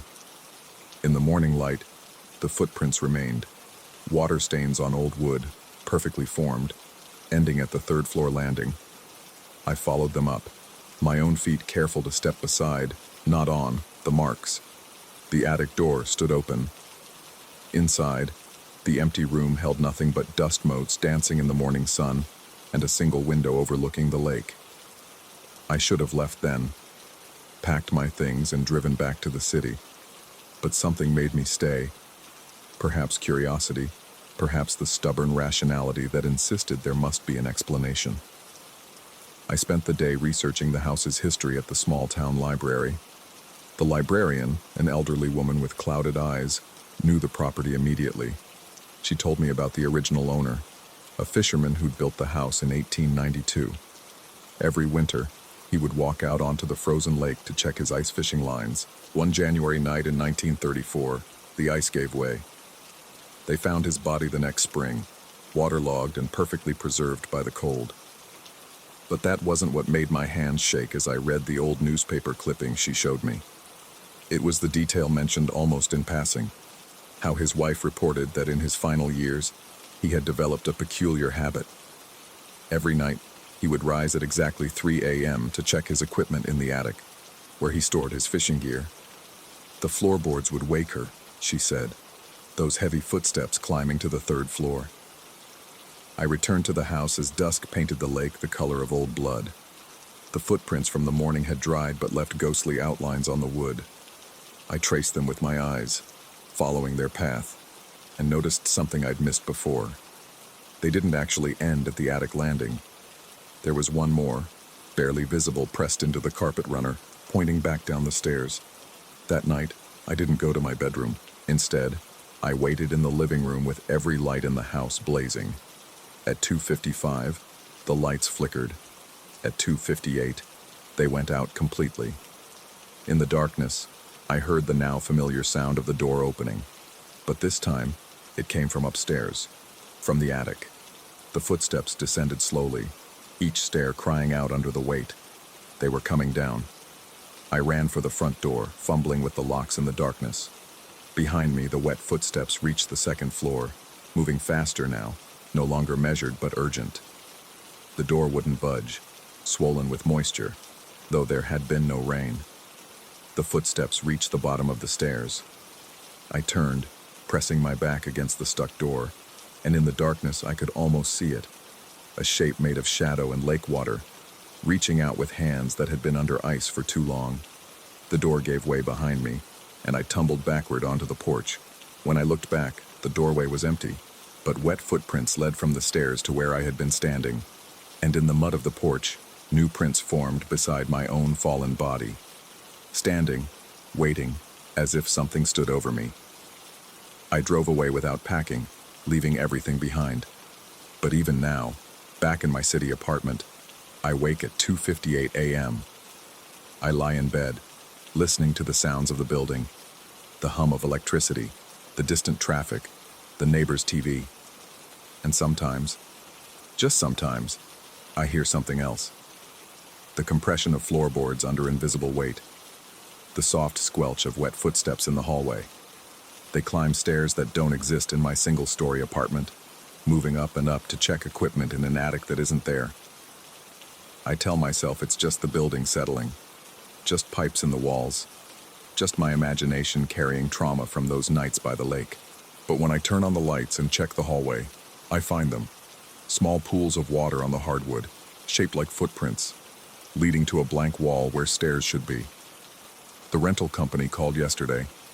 They say I left belongings at the lake house, my laptop, clothes, notes for my novel. They can ship them to me, they offered, or I can come collect them myself. The house is available if I want to stay another night, they said. No charge. I told them to keep everything. But late at night, when those wet footsteps pace my hallway, climbing phantom stairs, I wonder if leaving was enough.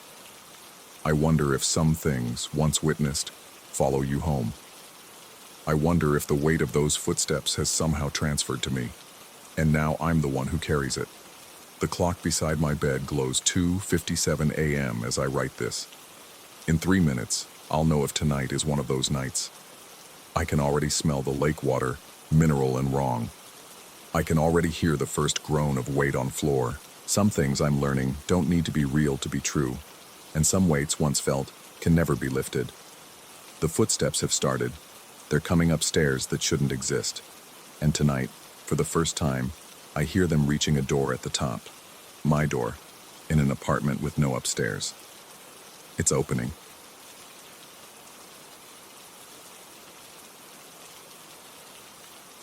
Story 8.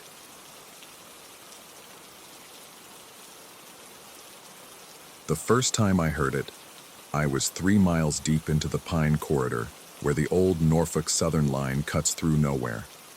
4:17 in the morning, my breath clouding in the October cold, and there it was, that rumble. Not scheduled. Nothing was scheduled until the 6:45 freight hauler. I've worked these rails for 11 years. I know every bolt, every tie plate, every section where the ballast needs constant attention. I know the schedules like scripture.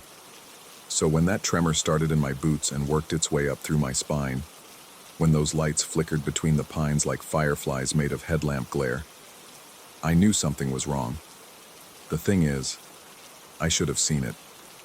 From where I stood with my inspection gear, The track stretched visible for half a mile in both directions before curving into darkness. Any train, phantom or otherwise, should have thundered past me close enough to feel the wind displacement. But there was only the sound, growing louder, shaking the earth beneath my feet, and those lights dancing through the trees, always just beyond direct sight. Then silence, complete and sudden, as if someone had lifted a needle from a record. I stood there for 20 minutes, waiting, my flashlight beam cutting useless paths through the mist that had rolled in from nowhere. The rails gleamed back at me, untouched, not even warm from friction. I ran my hand along the steel, cold as the morning air. That was 3 weeks ago. Since then, I've heard it 4 more times, always between 4 and 5 in the morning, always when I'm alone on my inspection rounds. The company thinks I'm losing it. My supervisor suggested I take some time off, maybe see someone about stress. But I know what I'm hearing. I know what I'm feeling. So I brought my own equipment, a digital recorder, one of those expensive ones that picks up everything. A seismometer I borrowed from my brother who teaches geology at the community college. Camera with night vision. If something was moving on these tracks, I was going to document it. Last Tuesday, 4:23 a.m., Section 7 near the abandoned Brackenridge Depot, it happened again. The rumble started soft, like distant thunder that never quite arrives. I fumbled with the recorder, got it running just as the sound swelled. The ground vibrated, the seismometer's needle dancing wildly. Through the trees, those lights again, strobing between the trunks like a silent film projection. This time I tried to follow them, crashed through the underbrush, branches tearing at my jacket, trying to get a clear view. But the light stayed ahead, always ahead, moving at the exact speed to remain glimpsed, but never seen. The sound surrounded me, not just the mechanical thunder of a locomotive, but something underneath it.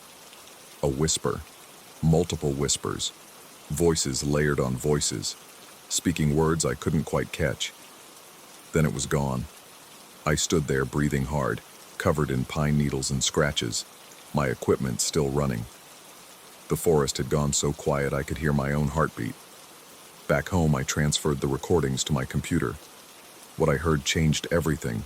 The rumbling was there, captured clear as day, but when I isolated the frequencies, pulled apart the layers of sound, those whispers became words, dozens of voices, maybe hundreds, all speaking in unison but slightly out of sync, creating an echo effect that made my skin crawl. Stay away from mile marker 43. Not the curve near Brackenridge. Thursday morning. The switch at Junction 9. He needs to know. He needs to stay away. My hand shook as I played it back. The voices knew me. They were talking about me, to me, through me, and they were warning me. Mile marker 43. I was scheduled to inspect that section Thursday morning. The curve near Brackenridge, part of my regular route. Junction 9 switch. I'd marked it for maintenance next week. I didn't go to mile marker 43 that Thursday. Called in sick, spent the day pacing my apartment, checking news sites obsessively. At 11:47 a.m., a report came through. Freight train derailment at mile marker 43. Faulty rail joint gave way. No injuries. The train was moving slow, but it could have been catastrophic if someone had been working on the track when it happened. If I had been working on the track. Since then, I've recorded the phantom train 7 more times. Each time, the whispers grow clearer, more urgent. They tell me where not to be, when to stay away. And every single time, something happens at those exact locations. A derailment, a brake failure, a switching malfunction. Never fatal, not yet, but always exactly where I would have been standing if I'd followed my schedule. The rational part of my mind keeps searching for explanations. Maybe I'm subconsciously noticing problems with the track and my brain is creating these elaborate warnings. Maybe the stress of the job has finally cracked something inside me. Maybe the isolation of working these remote stretches alone has bred some kind of paranoid delusion. But then I listen to the recordings again. I slow them down, speed them up, run them through every filter I can find. And in between the warnings, I hear other things. Names of workers. Not current ones, but names I later find in company records from decades ago. Dates that match old accident reports. Details about train configurations that haven't run these rails since the 1950s. Last night was different. I was at section 12, near where the old coal route used to branch off before they removed the tracks in '78. The phantom train came at 4:44 a.m. I watched the numbers on my phone as the rumbling started. This time I didn't try to follow the lights. I stood perfectly still, recorder running, and let it wash over me. The voices were screaming. Not warnings this time, but panic. Terror. A cacophony of pleas and prayers and final words. Through it all, one voice rose above the others, clear and close, as if someone was standing right beside me. "You're the only one who listens. You're the only one who can hear us. We've been trying to warn them for so long, but you're the first who could hear. Don't stop listening. Please don't stop listening." I played that recording back 100 times today. Each time I hear something new. A child crying. No, not a child, I remind myself, checking my notes. But it sounds so young. Names being called out. The screech of metal that makes my teeth ache. And underneath it all, that steady rhythm of wheels on tracks that never were, carrying souls that never arrived. The company database shows 17 major accidents on this stretch of rail since 1892.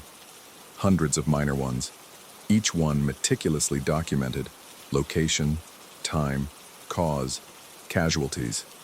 I've started mapping them against my recordings. The correlation is perfect.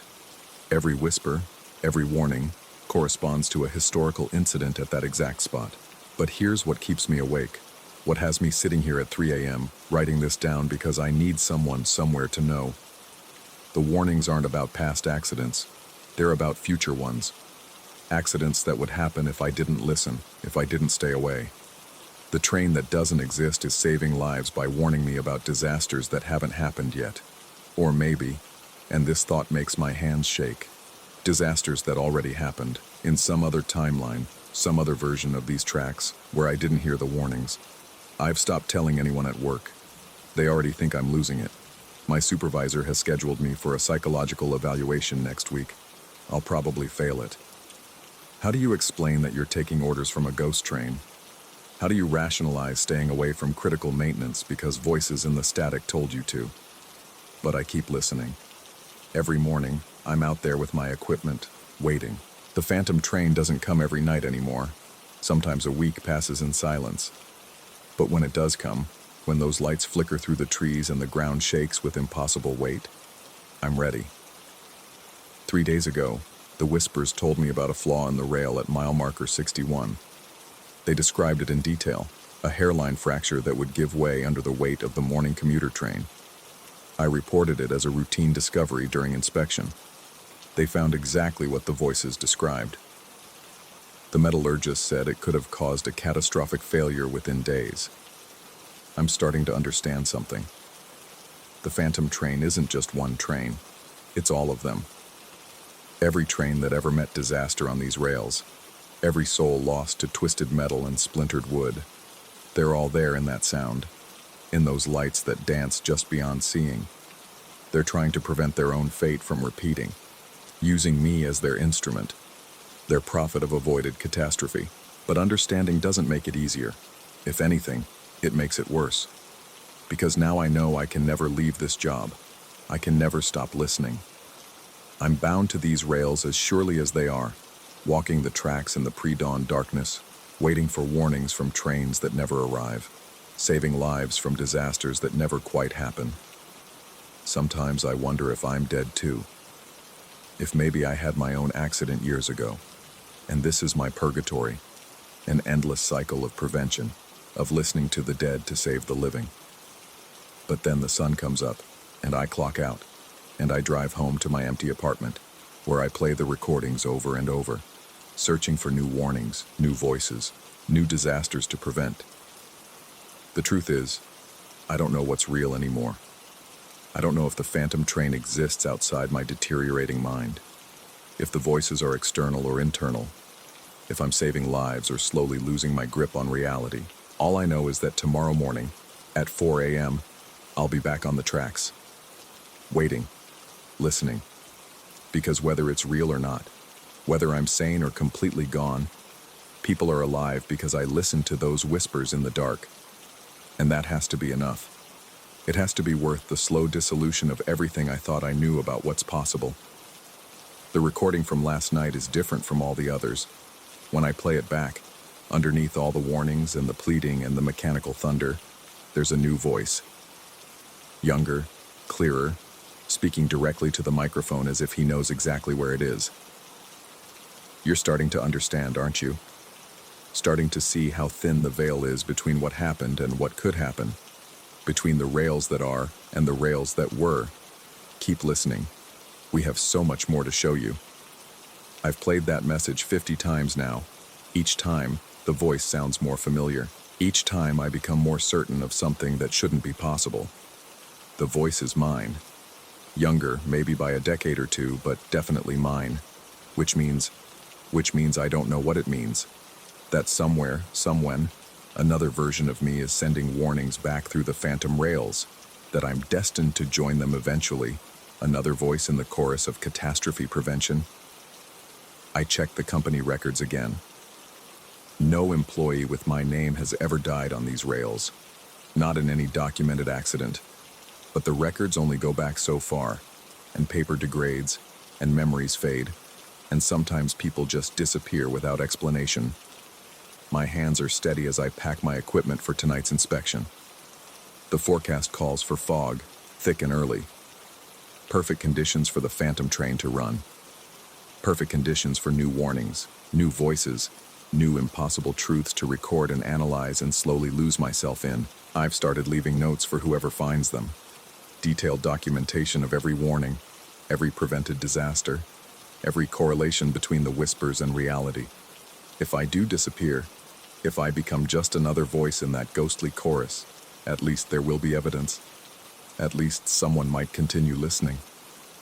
The sun is setting now, painting the sky the color of rust and old blood.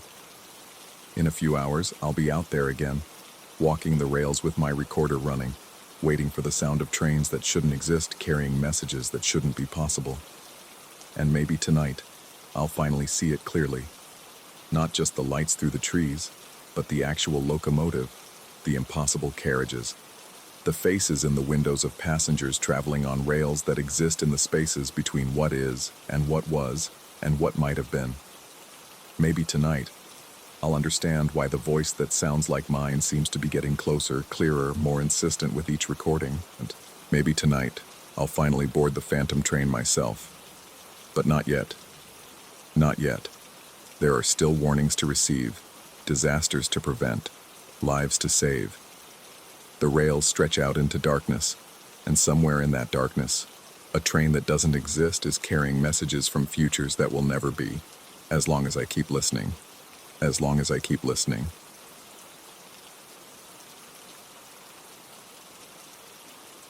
Story 9.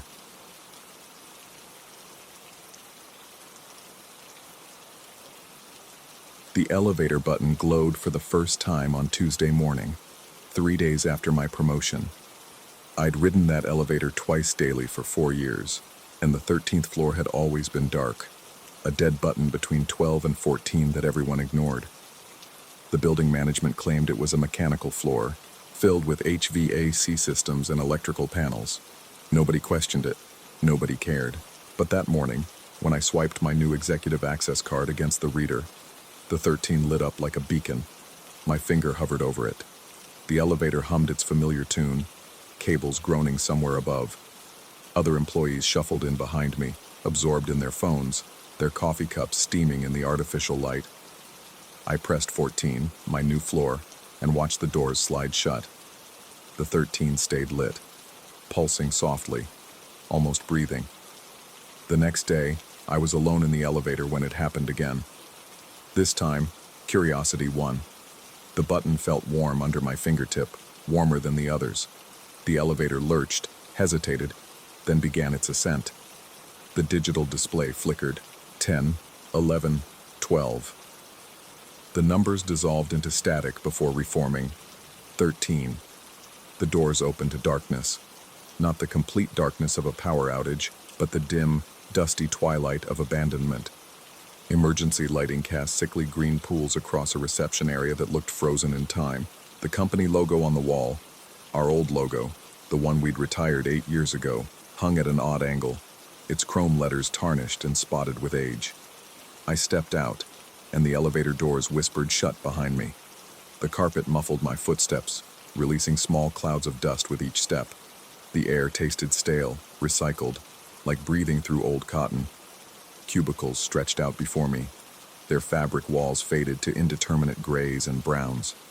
Personal items cluttered the desks, family photos in outdated frames, coffee mugs with rings of ancient residue, desk calendars showing dates from 2016.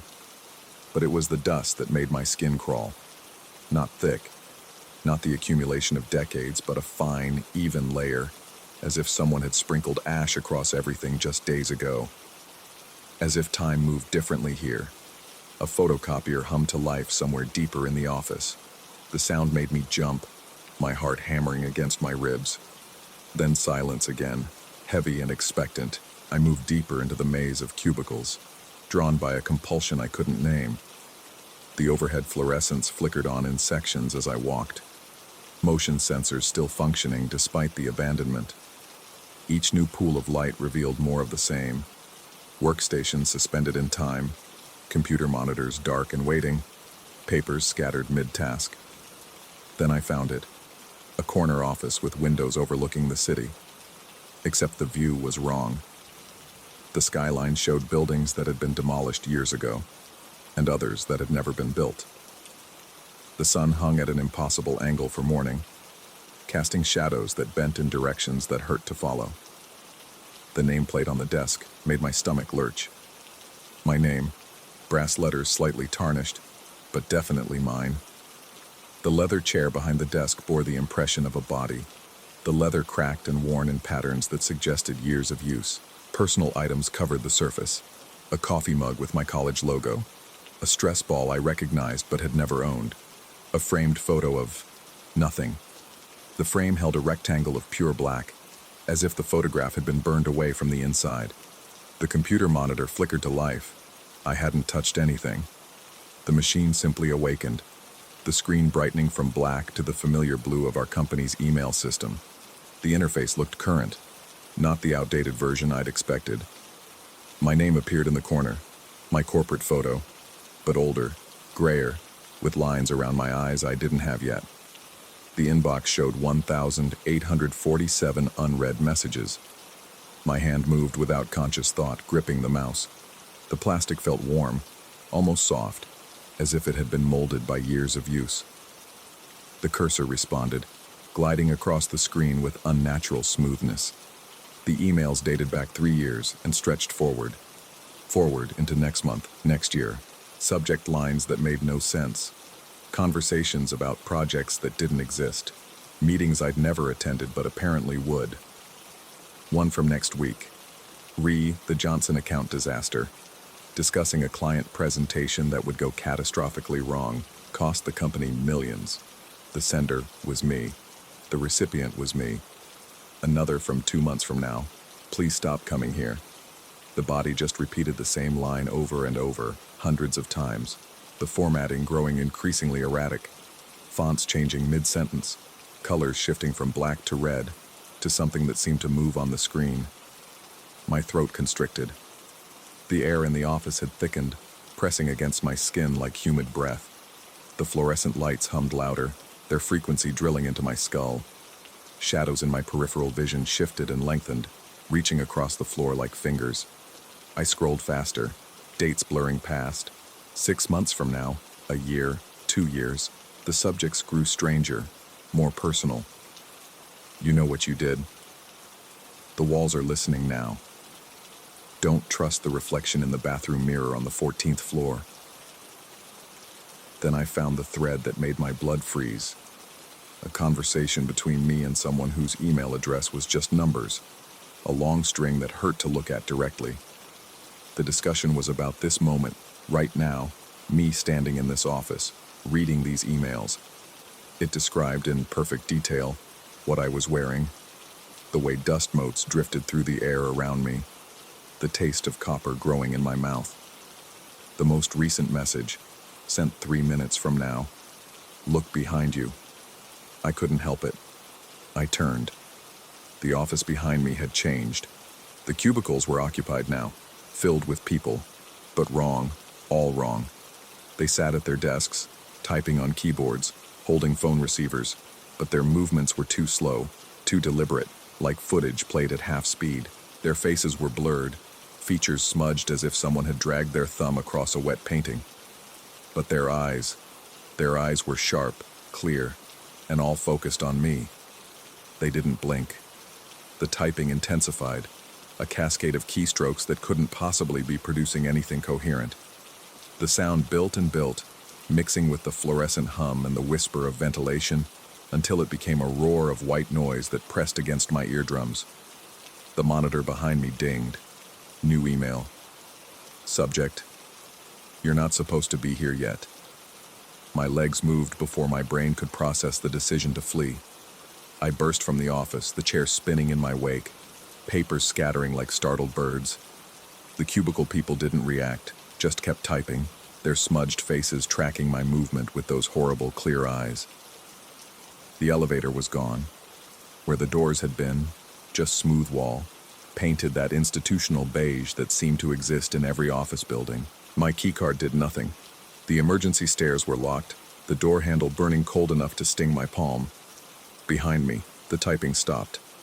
The silence was worse than the noise.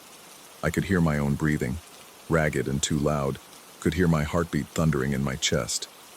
Could hear, underneath it all, the soft whisper of fabric as things that looked like people stood up from their desks.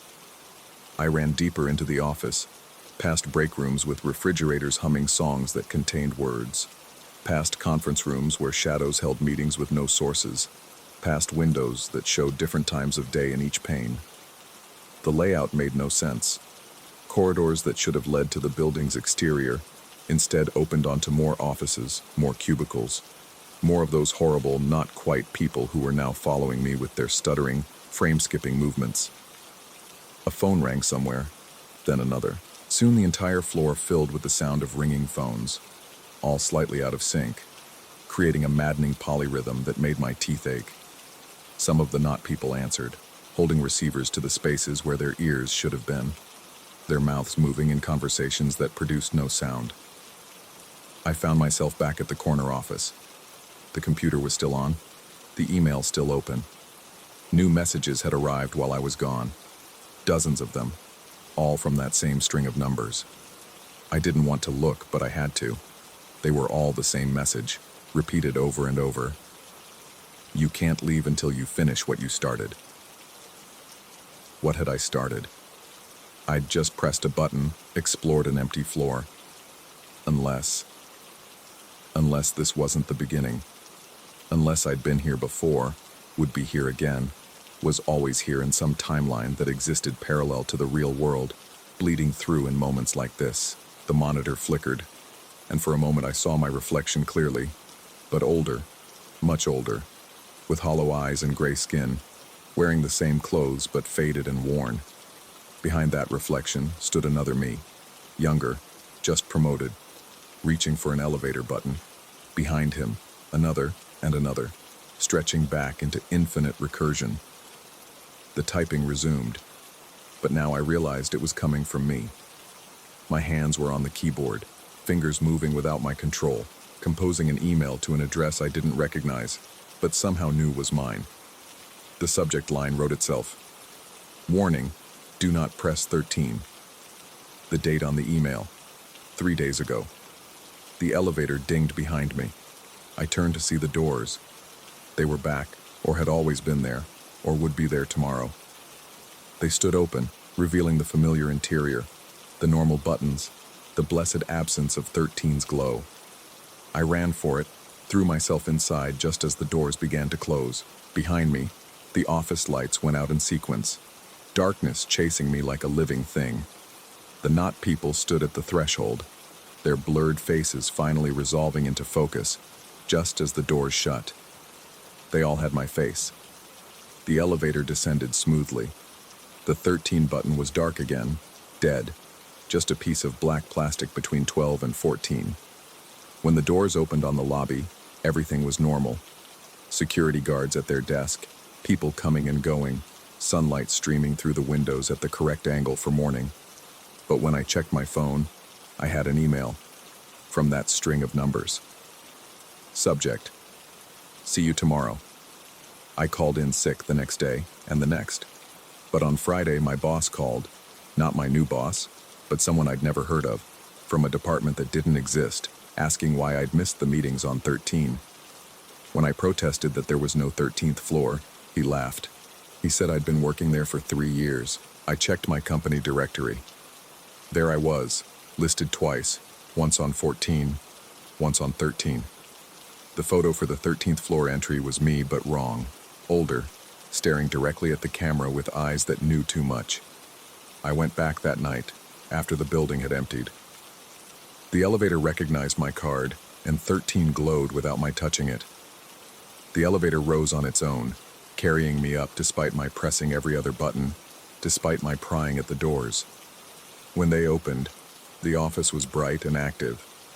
People, real people this time, worked at their desks, had conversations by the water cooler, lived their corporate lives. They all greeted me by name. Someone mentioned the Johnson account, how we needed to prepare for next week's presentation. My corner office was clean, organized, current. The computer showed a normal inbox, a normal calendar. Everything was normal except for the window. Outside, the city flickered between versions of itself, past and present and future, overlapping like double-exposed photographs. I sat at my desk, because what else could I do? I started working on the Johnson presentation because it needed to be done. I scheduled meetings, answered emails, fell into the rhythm of corporate life. But sometimes, late in the day when the office empties and the lights dim, I catch glimpses of the dust beginning to settle, of my coworkers moving just a little too slowly, of their faces beginning to blur at the edges. Sometimes I check my email and find messages from myself, warnings and pleas and threats I don't remember writing. Sometimes I see another me standing in the doorway, newly promoted, eyes wide with the terror of discovery. I want to warn him.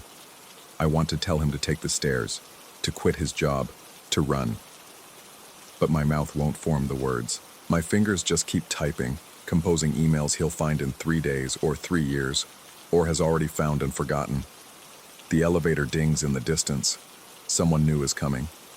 I check the calendar on my computer. There's a meeting scheduled, has always been scheduled, with a new executive from the 14th floor. The meeting subject: orientation. I stand, straighten my tie, and prepare to greet myself again. The fluorescent lights hum their eternal song, and somewhere in the walls, between the pipes and wires and things that shouldn't exist, time folds in on itself like origami made of moments. The 13th floor breathes in and out, expanding and contracting with each new visitor who thinks they're the first to discover it. But we're never the first. We're never the last. We're always here, typing emails to ourselves, warning about futures we're already living, trapped in the space between 12 and 14, where the building keeps its secrets and feeds on the ambitious ones who think a promotion means moving up. Sometimes I wonder if the other floors know, if everyone in the building carries some awareness of us here in the middle, neither above nor below but sideways from reality. Sometimes I see them in the lobby, the other versions of myself, and we nod in recognition before entering our separate elevators, pressing our separate buttons, ascending to our separate 13ths. The Johnson account presentation is tomorrow. It will go badly. It has already gone badly. It is always going badly, somewhere in the loop of time that exists on this floor. I close my eyes and listen to the typing, the endless percussion of keys that might be creating the future, or recording the past, or simply marking time in a place where time has no meaning. When I open them, the dust has returned, fine and gray, settling on everything like snow made of moments. And in the reflection of my computer screen, I see myself, standing behind myself, behind myself, behind myself. An infinite regression of promotions and discoveries and horrible understanding. The elevator dings. Someone new is always coming. Welcome to the 13th floor. Story 10. The check engine light had been flickering for the past 20 miles, pulsing like a dying heartbeat against the dashboard's glow. I should have taken the exit for Bakersfield. I knew that now. But the highway had hypnotized me with its endless ribbon of asphalt, and by the time I realized I'd missed it, the next exit sign promised nothing but darkness for another 47 miles. That's when I saw it. A crooked arrow of neon, bleeding red light into the desert night. Vacancy, it proclaimed, though half the letters stuttered and died every few seconds. Below it, barely visible through the accumulated dust and dead insects on my windshield, hung a weather-beaten sign. Desert Palm Motel, cable TV, air conditioning. The fuel gauge needle quivered just above empty as I pulled into the gravel parking lot. My tires crunched across the stones, the sound unnaturally loud in the stillness. The motel stretched before me in a perfect L shape, 2 stories of faded pink stucco and turquoise doors, like something frozen in 1962 and left to rot. Every room appeared dark except for the office, where a yellow bulb cast sickly shadows through Venetian blinds. I cut the engine and sat for a moment, listening to the tick-tick-tick of cooling metal. The silence that followed felt heavy, pregnant with something I couldn't name. Through the bug-smeared glass, I counted the cars in the lot, mine, and a dust-covered pickup truck that looked like it hadn't moved in years. Yet as my eyes adjusted to the darkness, I noticed something odd. Thin slivers of light seeping from beneath several doors on both floors. Television light, maybe. The flicker and shift of changing channels. The office door chimed when I pushed it open, a cheerful electronic melody that felt obscene in the oppressive quiet. Behind the counter sat a woman of indeterminate age, her face carved with deep lines that could have meant 40 or 70. She looked up from a crossword puzzle, her eyes the flat gray of old dishwater. Need a room? Her voice carried the rasp of too many cigarettes. I nodded, pulling out my wallet. Just for the night. Is there a gas station nearby? I'm running on fumes. She studied me for a long moment before answering. Nearest one's about 15 miles up the road. Opens at 6. Her fingers, yellowed and gnarled, pushed a registration form across the counter. $49. Cash only. As I filled out the form, I became aware of sounds filtering through the thin walls. The indistinct murmur of television voices, the creak of bed springs, water running through pipes. The motel wasn't as empty as it appeared. Busy night? I asked, sliding the cash across the counter. Her eyes narrowed slightly. We get by. She handed me a key attached to a plastic diamond with the number 237 etched into it. Second floor, far end. Ice machine's broken. Vending machine takes quarters only. She returned to her crossword without another word. The metal stairs groaned under my weight as I climbed to the second floor. The walkway stretched before me, a tunnel of shadows broken only by the weak light from widely spaced fixtures. As I passed each room, I heard them. Muffled voices from television sets, the distinctive sound of shower water hitting tile, footsteps pacing back and forth. From room 229, I could have sworn I heard an argument, 2 voices raised in anger, though the words remained indistinct. I paused at 229, listening.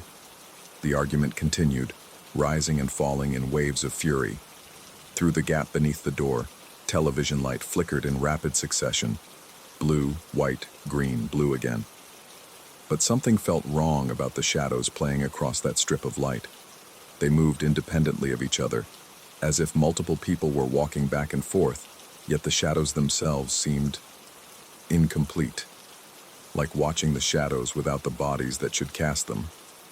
My room sat at the very end of the walkway, pressed against the corner where the motel bent into its L shape. The key stuck in the lock, requiring several attempts before the mechanism finally surrendered with a grudging click. The door swung open to reveal exactly what $49 should buy. A sagging queen bed with a comforter patterned in faded roses, a dresser scarred with cigarette burns, a television old enough to have knobs instead of buttons. The air inside tasted stale, recycled, with an underlying sweetness that made me think of fruit left too long in the sun. I flipped the light switch. The overhead fluorescent sputtered to life, casting everything in harsh white light that made the shadows seem deeper, more defined. I dropped my overnight bag on the bed and moved to the window, pulling aside the nicotine-stained curtain. My room overlooked the parking lot and the desert beyond. In the distance, I could see the highway, a thin line of occasional headlights moving through the darkness. So close, yet it might as well have been on another planet. That's when I noticed the other cars. They sat in the shadows at the far end of the lot, nearly invisible in the darkness. 3, maybe 4 vehicles parked in a row. How had I missed them before? But even as I watched, they seemed to fade in and out of focus, as if my eyes couldn't quite fix on them properly. The shower in the room next door turned on, the pipes in the wall groaning and rattling. I could hear someone humming, a tuneless melody that set my teeth on edge. Then footsteps, heavy and deliberate, paced across the floor, back and forth, like an animal in a cage. I needed air. I stepped out onto the walkway, leaving my door cracked open. The desert night had turned cold, the kind of dry cold that seems to pull the moisture from your lungs. I walked to the railing and looked down at the first floor. Light still seeped from beneath at least half the doors. The sounds of occupation continued, televisions, voices, movement, but the parking lot remained empty except for my car and that ancient pickup truck. I made my way down the walkway, past my room, toward the corner of the building. From this vantage point, I could see down the other wing of the motel. More rooms, more strips of light beneath doors, more sounds of habitation. From one room, laughter, high and sharp, cutting off abruptly. From another, what sounded like furniture being rearranged, dragged across carpet. My hands had begun to shake. I attributed it to the cold, to hunger, to the stress of the long drive. But deep in my stomach, a knot of unease had formed and was slowly tightening. I returned to my room and locked the door, engaging both the deadbolt and the chain. The television, when I turned it on, produced only static across all channels. I left it on anyway, needing the white noise to drown out the sounds from the other rooms. Exhaustion pulled at me, but sleep felt impossible. I sat on the edge of the bed, still fully clothed, and watched the static dance across the screen. Patterns seemed to form in the chaos, faces perhaps, or landscapes, appearing for split seconds before dissolving back into noise. A knock at my door made me jump. 3 deliberate raps, neither urgent nor timid. I approached the peephole, my heart hammering against my ribs. The fisheye lens showed me the walkway outside, bathed in that sickly yellow light. Empty. But even as I watched, shadows moved across my field of vision. Multiple shadows sliding past my door like a parade of dark thoughts. Yet no bodies accompanied them. They moved independently, some tall, some short, some seeming to drag something behind them. The knock came again. 3 raps, same rhythm. I pressed my eye harder against the peephole. The walkway remained empty of physical forms, but the shadows continued their procession. One paused directly in front of my door. A human-shaped darkness with no human to cast it. It seemed to lean forward, as if it too were looking through a peephole, trying to see me as I tried to see it. I stumbled backward, my legs hitting the bed. The television static had grown louder, or perhaps it only seemed that way in my panic. Through the white noise, I could hear something else. Whispers, maybe, or wind, or the sound of something breathing. The knocking moved to my window. 3 raps against the glass, deliberate and patient. The curtain was still pulled aside from when I'd looked out earlier. Through the window, I could see the walkway outside, the railing, the parking lot below, and shadows. Dozens of them now, moving along the walkway, climbing the stairs, congregating in the parking lot. They overlapped and separated, merged and split, a constant flow of darkness without source. One shadow stood directly outside my window. It had the shape of a person, head, shoulders, arms, but flattened, two-dimensional, like a projection without a projector. It raised what should have been its hand and knocked again. The glass vibrated with each impact, though I could see nothing actually striking it. I yanked the curtain closed and retreated to the bathroom, locking that door as well. The fluorescent light above the mirror flickered and hummed, casting my reflection in stuttering glimpses. My face looked wrong in those brief illuminations, too pale, eyes too wide, like a stranger wearing my features. The sounds from the other rooms had intensified, television volumes cranked up, multiple channels playing at once, creating a cacophony of voices and music and commercials, showers running in every room, the pipes screaming with the strain. Footsteps above me, though I was on the second floor. Footsteps below me, though I was above solid ground. And through it all, that persistent knocking, not just at my door now, but at the window, the walls, even seemingly from inside the ceiling. Patient, rhythmic, endless. I splashed cold water on my face, trying to shock myself back to rationality. There had to be an explanation. Hallucinations brought on by exhaustion. Carbon monoxide leak. Something, anything that made sense. When I opened the bathroom door, the television had changed. The static was gone, replaced by a clear picture. But it wasn't a broadcast. It was my room, filmed from the corner where the ceiling met the walls. I could see myself on the screen, standing frozen in the bathroom doorway, watching myself watch myself. On the screen, shadows began to enter the frame. They slipped under the door, through the walls, emerging from behind the dresser and beneath the bed. They surrounded the me on the television, though in my actual room, I could see nothing. But I could feel them. Cold spots in the air, like walking through cobwebs. The sensation of being watched, studied, evaluated. The shadows on the television reached toward my televised image, and I felt invisible fingers brush against my skin. I ran for the door, fumbling with the chain, the deadbolt, my hands shaking so badly I could barely grip the knob. Behind me, the television volume increased. Not the sound from the speakers, but the sound of my own panicked breathing, amplified and broadcast back at me. The door finally opened, and I stumbled onto the walkway. The shadows were everywhere now, visible to my naked eye. They moved with purpose, flowing in and out of rooms whose doors stood mysteriously open. As I watched, one shadow entered room 229, and immediately the argument I'd heard earlier resumed, though the room itself remained dark. I ran for the stairs, taking them two at a time. The office. I had to get to the office, to the woman, to another human being who could tell me I wasn't losing my mind. But the office was dark when I reached it, the door locked, the closed sign hanging crooked in the window. Through the glass, I could see the crossword puzzle still on the counter, abandoned mid-word. My car sat 20 feet away. The fuel gauge would give me maybe 5 miles, 10 if I was lucky. Not enough to reach the highway, certainly not enough to reach the gas station. But anything was better than staying here. I fumbled for my keys, my fingers closing on empty pocket.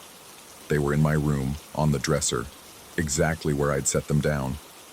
Room 237, second floor, far end. The journey back felt like walking through thick water. The shadows had grown bolder, no longer confined to walls and floors. They stood in three-dimensional space now, human-shaped darknesses that turned to watch me pass. One reached out as I climbed the stairs, and where it touched my shoulder, the cold went bone deep. My room door stood open, though I was certain I'd closed it when I ran. The television still showed that impossible footage, my room from an angle that shouldn't exist. On the screen, I watched myself enter, watched myself move to the dresser, watched myself pick up the keys. But in the mirror above the dresser, I saw something else. The reflection showed my room full of people. They stood behind me, beside me, all around me. Men and women in clothes from different eras, 1960s fashions, 1970s styles, 1980s excess, on through to the present. Their faces were blank, featureless, like mannequins given life. But their shadows had faces, twisted in expressions of fury, sorrow, desperate hunger. I grabbed the keys and turned to run, but the doorway was blocked. Not by anything I could see, but by a presence, a thickness in the air that pushed back against me. The invisible barrier compressed, forcing me backward into the room. On the television, I watch the shadows converge on my image. In the mirror, the faceless people pressed closer, and in the room itself, in my actual reality, I felt both and neither, caught between worlds that shouldn't exist together. The woman from the office stood in my doorway. Not stood, flickered, like a film projection suffering from bad splices. Young one moment, old the next, sometimes solid, sometimes see-through.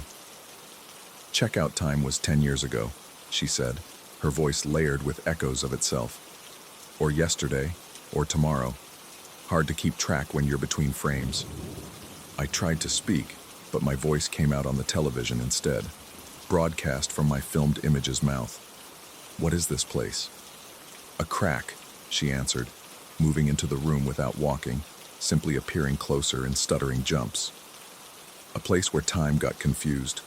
We're all still here, every guest who ever stopped for the night. Still checking in, still checking out, still staying forever.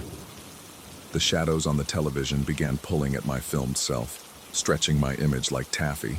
In the mirror, the faceless people pressed their blank features against the glass. And in the space between heartbeats, I understood. The motel wasn't haunted. It was broken. A glitch in reality where all moments existed simultaneously. Every guest who'd ever stayed here was still staying, had never left, would never leave. And now I was part of it too. Had always been part of it, would always be part of it. I could feel myself splitting, fragmenting into multiple versions. The me that had just arrived. The me that had been here for days. The me that had been here for decades. All existing at once. All casting shadows that moved independently of their sources. The gas station opens at 6, the woman said, though her mouth didn't move. It's always almost 6, never quite 6. We're all waiting for 6. I looked at my watch. 5:47 a.m. As I watched, the second hand moved backward, forward, stopped entirely. Time stuttered and flowed like the neon sign outside, dying and resurrecting in endless loops. The shadows pulled harder at my televised image. The faceless people in the mirror pushed through the glass, their blank features emerging into my room. And I felt myself letting go, surrendering to the impossibility of it all. Because what else could I do? My car had no gas. The highway was so close but infinitely far. And somewhere, in another layer of this fractured reality, I had already left, was still arriving, would never move again. The woman flickered out of existence, or perhaps she had never been there at all. The television showed static again, but in the white noise, I could see myself. Infinite versions of myself, all checking in, all running, all sitting on this bed in this room in this motel that existed in every moment and no moment at once. I still sit here now, or I've already left, or I haven't arrived yet. The shadows still move without bodies. The bodies in the mirror still lack faces. And in the rooms around me, all the guests who ever were and never were continue their routines, showering, arguing, pacing, watching television shows that broadcast from times that haven't happened yet, or happened too long ago to remember. Sometimes I try to leave. I always make it as far as the parking lot before I'm back in the room. Sometimes I never left at all. Sometimes I'm still driving on the highway, looking for an exit that I've already taken. Will never take. Am taking right now. The check engine light flickers on my dashboard, even though I'm not in my car. It pulses against the darkness, a dying heartbeat that won't quite die, can't quite live.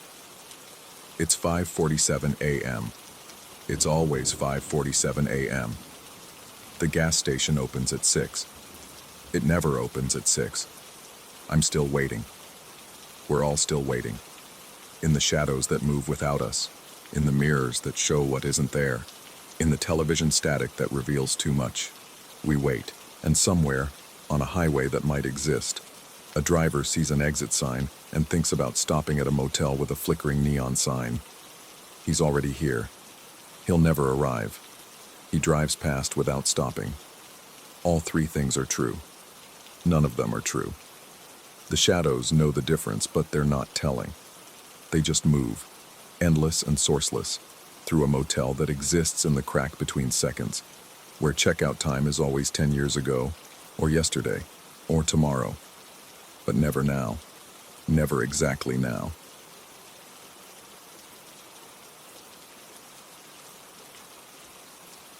Story 11.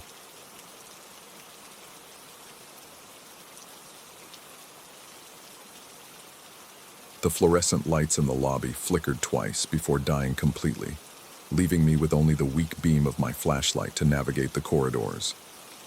Third night on the job, and already the building was testing me. The property manager had mentioned something about electrical issues in the older sections, but I hadn't expected it to happen so soon. I made a note in my logbook, 11:47 p.m., power failure, West Wing. Investigating.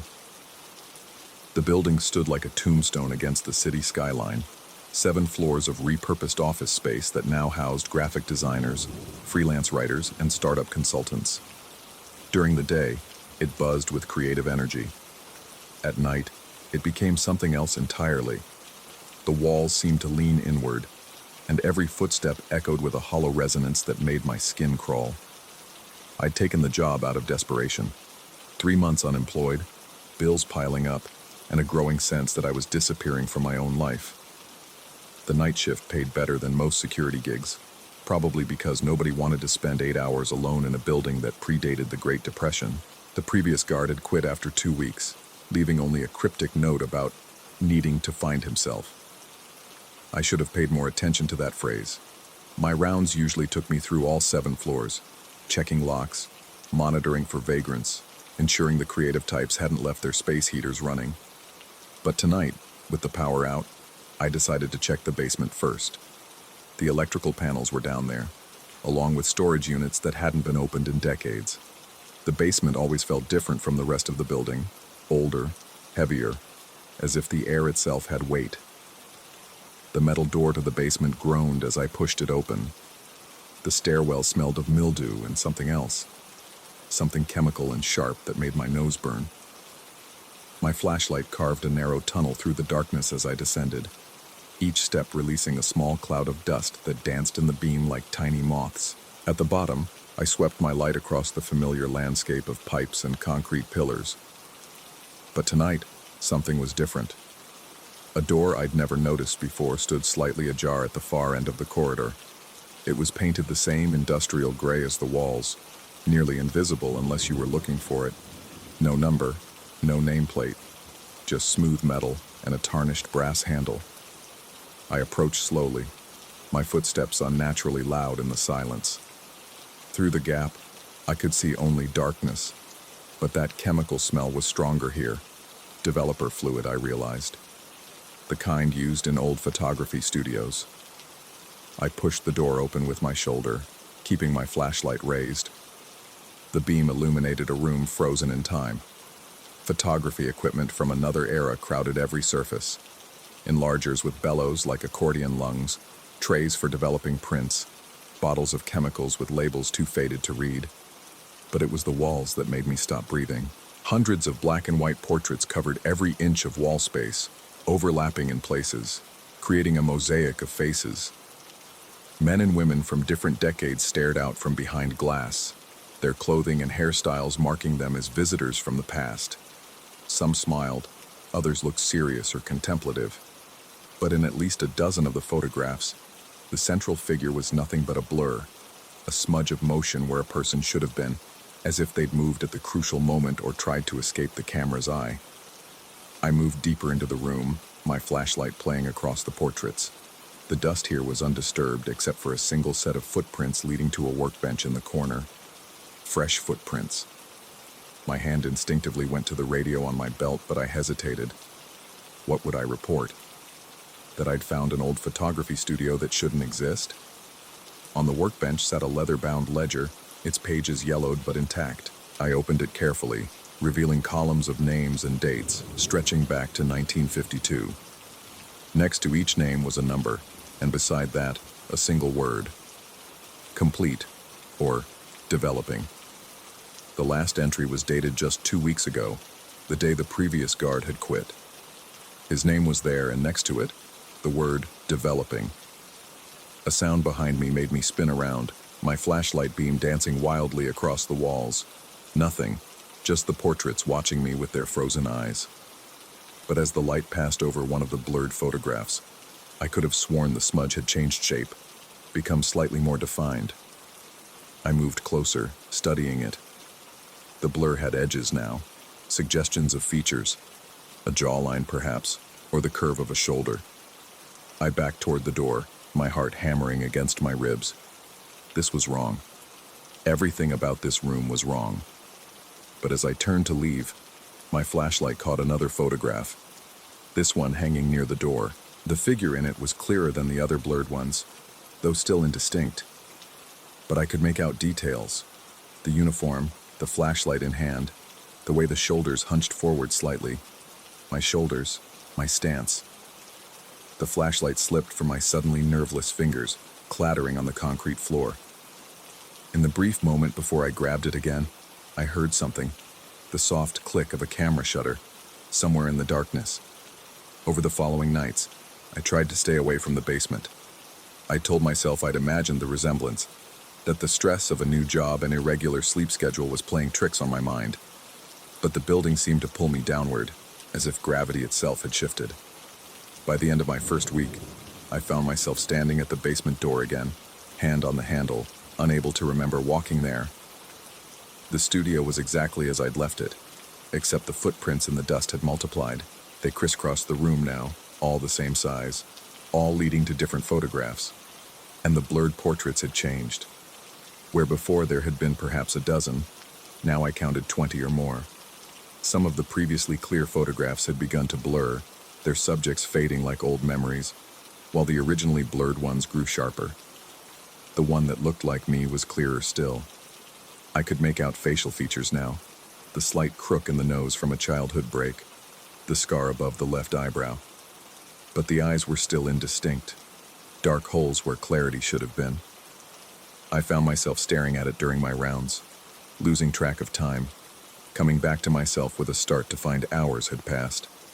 I started researching the building's history during my off hours, diving into city records and newspaper archives. The basement had indeed housed a photography studio in the 1950s, run by a man whose name appeared nowhere in any official record. The only mention I found was in a letter to the editor from 1959, complaining about strange sounds and chemical smells coming from the basement. The studio had supposedly closed after the photographer disappeared, leaving behind only his equipment and an unfinished collection of portraits. But that didn't explain the fresh footprints or the new entry in the ledger. Unless the studio had never really closed. Unless someone was still using it, developing photographs in the dark while the building slept above.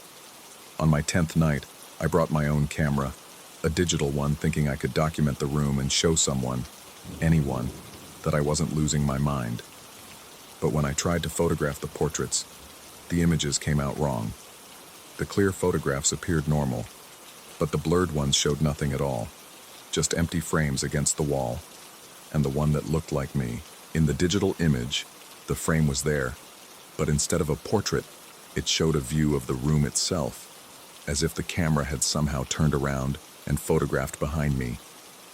In the corner of that reversed image, barely visible, stood a figure in a security uniform, face turned away. I stopped sleeping properly after that.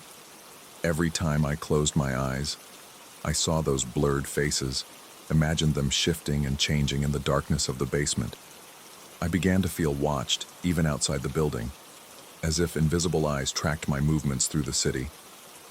My reflection in windows and mirrors seemed delayed, a fraction of a second behind my movements, as if it had to travel from somewhere else to reach me. The other workers in the building began to avoid me. The woman who ran the graphic design firm on the 3rd floor mentioned that I looked tired, that maybe I should consider switching to day shifts, but she said it while backing away, her eyes focused somewhere just past my shoulder, as if she saw something there I couldn't. The janitor stopped coming in during my shifts altogether, leaving his equipment in the lobby for me to distribute as needed.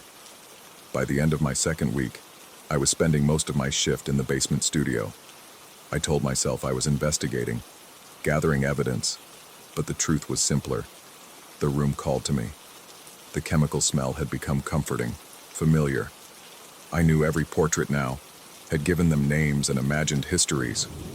The blurred ones were becoming clearer each night, revealing faces that looked familiar but wrong, like relatives I'd never met or versions of people I knew from some other life. The portrait that looked like me was almost complete now. I could see every detail except the eyes, which remained stubbornly undefined, dark smudges where irises should be. Sometimes, standing before it, I felt a pull, as if something behind the glass was trying to emerge, or pulling me in. My reflection in the glass would overlay the portrait perfectly, completing it for a moment before I moved and broke the illusion. I found other ledgers hidden throughout the room, dating back decades. The same pattern repeated: names of night workers, security guards, janitors, all marked as developing. Some had completion dates, others simply ended, their stories unfinished. I searched for what happened to the completed ones, but found nothing. They simply vanished from records, as if they'd never existed at all, or as if they'd gone somewhere records couldn't follow. One night, I'd lost track of which, I discovered a door I hadn't seen before, hidden behind a curtain of cobwebs in the corner. It led to a dark room, the red light still functional despite the age of the equipment. Inside, photographs hung from lines like laundry, all in various stages of development. They were all of me, hundreds of them, taken from angles that should have been impossible. Me walking through the building, me at home, me sleeping, me standing in the studio, staring at my own portrait. But in the most recent ones, something was different. There were two of me, one in focus, going about my routine, unaware, the other slightly behind, blurred but gaining definition, following like a shadow that had learned to walk on its own. I ran, up the stairs, through the lobby, out into the pre-dawn darkness. But the city looked different now, or perhaps I was seeing it clearly for the first time. In every reflective surface, windows, puddles, the polished metal of parked cars, I saw them, the blurred ones. They stood just outside the range of clear vision, waiting, developing. I didn't go back the next night, or the night after. I stopped answering my phone, stopped checking my mail. But I knew it didn't matter. The development process had begun, and it would complete itself with or without my presence. Already I could feel myself becoming less solid, less defined. My reflection was delayed by full seconds now. Sometimes, when I looked in the mirror, I saw the other one, the clear one, staring back with eyes that weren't quite mine. Tonight, I'm going back. Not because I want to, but because I have to. The portrait will be complete soon, the eyes finally developed, and when that happens, I don't know. Maybe I'll disappear like the others, erased from records and memory. Maybe I'll become the blur in someone else's photograph, slowly developing in the darkness of that basement studio. Or maybe I'll simply split in two, one version walking away into whatever comes next, the other trapped forever behind glass, watching the next night guard discover the room and begin the process again. The building is dark as I approach, my footsteps echoing off the empty streets. In the basement window, there shouldn't be a basement window, but there is now, I can see a light. Not electric, but the soft, silver glow of an old photography lamp. Someone is working down there, developing pictures in the dark, adding to the collection. I use my key and enter. The lobby is different now, or perhaps I'm different. The walls are covered with portraits, all the same faces at different stages of development. Some clear, some blurred, some just beginning to emerge from the chemical haze. I see myself among them, multiple versions caught at different moments of dissolution. The basement door is open, waiting. The chemical smell is overwhelming now, not just developer fluid, but something older, something that smells like time itself decomposing.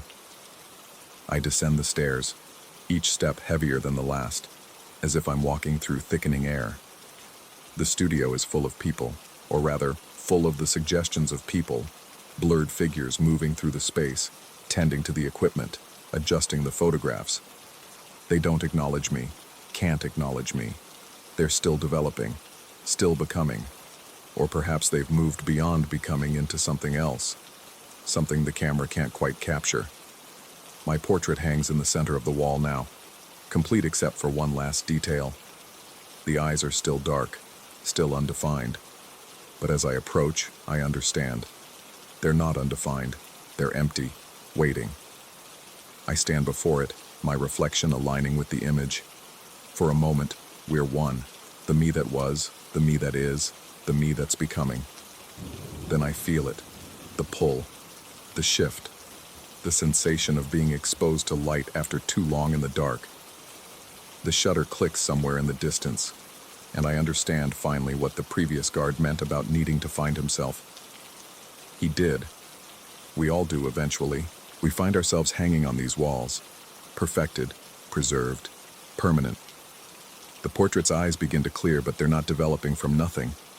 They're transferring, pulling something essential from me to complete themselves. I try to look away, but can't.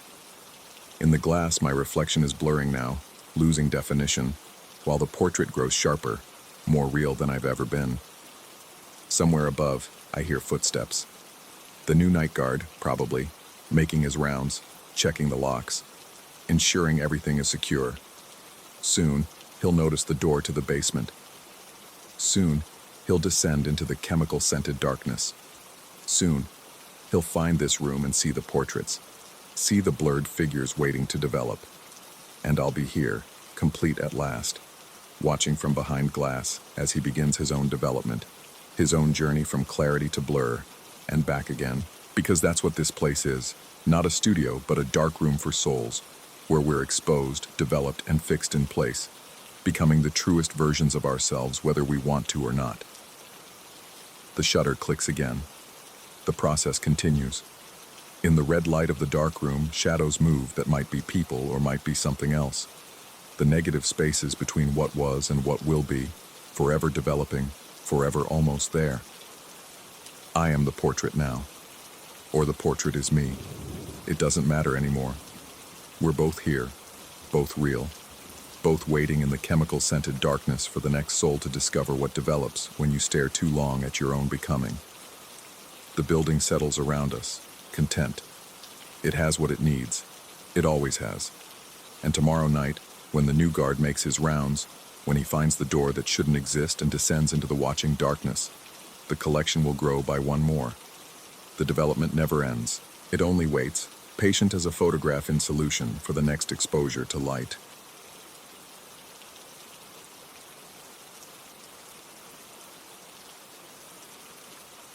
Story 12.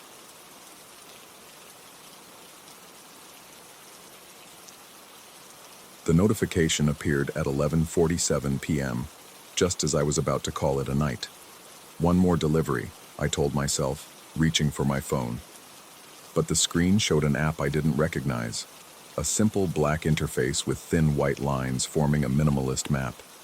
No logo, no name, just a pulsing green dot marking my location, and a route already traced in electric blue. I must have downloaded it during one of those late-night browsing sessions when exhaustion blurs the line between conscious choice and muscle memory. The interface was clean, almost hypnotically simple. The suggested route promised a delivery in 12 minutes, half the time my usual apps estimated for the same distance. The steering wheel felt cold under my hands as I started the engine. The app's voice navigation kicked in immediately, but it wasn't the robotic cadence I was used to. This voice was softer, almost conversational, like someone speaking directly into my ear. Turn right in 200 feet. I know a better way. The phrasing caught me off guard, but I followed. The route led me away from the main boulevards, diving into a section of the city I rarely explored, despite 3 years of delivery driving. Industrial buildings loomed on either side, their windows dark except for the occasional security light, casting long shadows across empty loading docks. The food order, Thai from a place I'd picked up from dozens of times, sat in its insulated bag on the passenger seat, filling the car with the smell of basil and chili oil. My dashboard clock read 11:51 p.m. According to the app, I had 8 minutes left. Continue straight through the underpass. No traffic cameras here. That detail made my skin prickle. Why would it mention cameras? I drove under the concrete arch, my headlights sweeping across walls covered in faded graffiti and water stains that looked like reaching fingers in the moving light. The tunnel stretched longer than it should have, or maybe it was just the way sound echoed inside, making every small noise, the hum of tires, the rattle of the takeout bag, seem amplified and strange. When I emerged on the other side, the city looked different. Not obviously wrong, but subtly off, like when you return to your hometown after years away and all the proportions feel shifted. The buildings seemed to lean inward, and the streetlights cast their sodium glow at angles that made shadows fall in unexpected directions. Left at the abandoned gas station, trust me, there it was. A shell station with boards over its windows, pumps wrapped in yellow caution tape that fluttered in a wind I couldn't feel inside my car. I'd never seen this place before. Would have sworn this corner held a 24-hour pharmacy just last week. But the app showed my progress, the blue line steadily consumed by my movement, the destination dot growing closer. The streets grew progressively emptier, not just late-night quiet, but abandoned in a way that felt deliberate, as if the city itself had cleared a path for me. No other cars, no pedestrians, not even a stray cat darting across the road. Just me, the whisper of my tires on asphalt, and that voice guiding me deeper into neighborhoods that shouldn't exist. Your next turn is special. You'll like this one. The turn led me onto a service road running parallel to the highway. Through the chain-link fence, I could see traffic flowing normally on the main road, a different world separated by mere yards of space. But here, in this narrow corridor between the fence and a row of storage units, darkness pooled so thick my high beams barely penetrated it. That's when the first personal notification appeared. Not a navigation update, but a message in the chat function I didn't know the app possessed. You skipped lunch again today. The coffee shop barista noticed. My foot eased off the accelerator involuntarily. How could it know about lunch? About the coffee shop where I grabbed my afternoon espresso? The barista, she had mentioned something about not seeing me at the usual time, but that was just friendly conversation. Wasn't it? The destination icon pulsed larger on screen. 2 minutes away. I pressed on, hands gripping the wheel tighter, telling myself it was just aggressive data mining, the kind of algorithmic invasion we all agreed to in those terms of service nobody reads. The final turn brought me to a residential street that felt assembled from fragments of other neighborhoods. A Victorian house next to a mid-century modern box, then a cottage that belonged in the countryside, not sandwiched between urban dwellings. The addresses were visible but wrong. 1847 and a half, 2019. 3. 1961. B. The app directed me to stop at a house that seemed to shift styles depending on the angle, as if it couldn't decide what it wanted to be. I grabbed the food bag and stepped out. The air felt dense, almost syrupy, and carried a smell like old electronics heating up. That distinct odor of dust burning on forgotten circuit boards. The porch light was on, but it didn't illuminate anything, just created a sphere of sickly yellow that made the surrounding darkness feel more aggressive. Before I could knock, the door opened.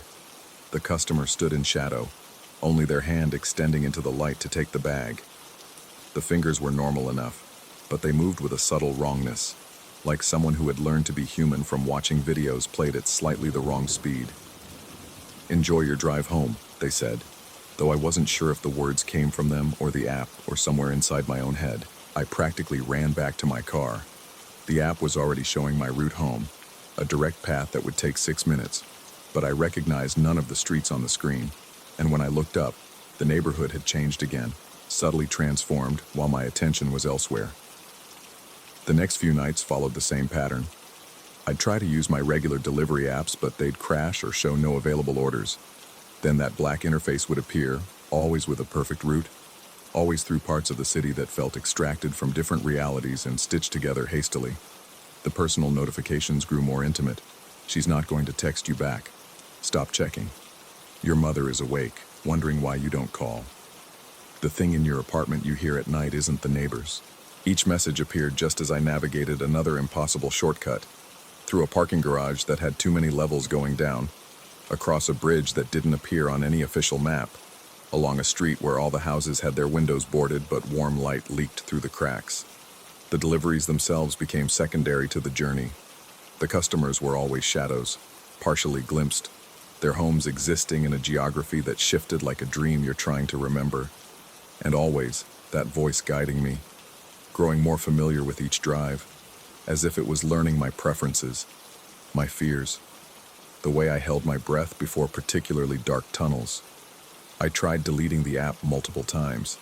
It would disappear from my phone, but then I'd find it reinstalled, often in a different location on my home screen, like it was playing hide and seek.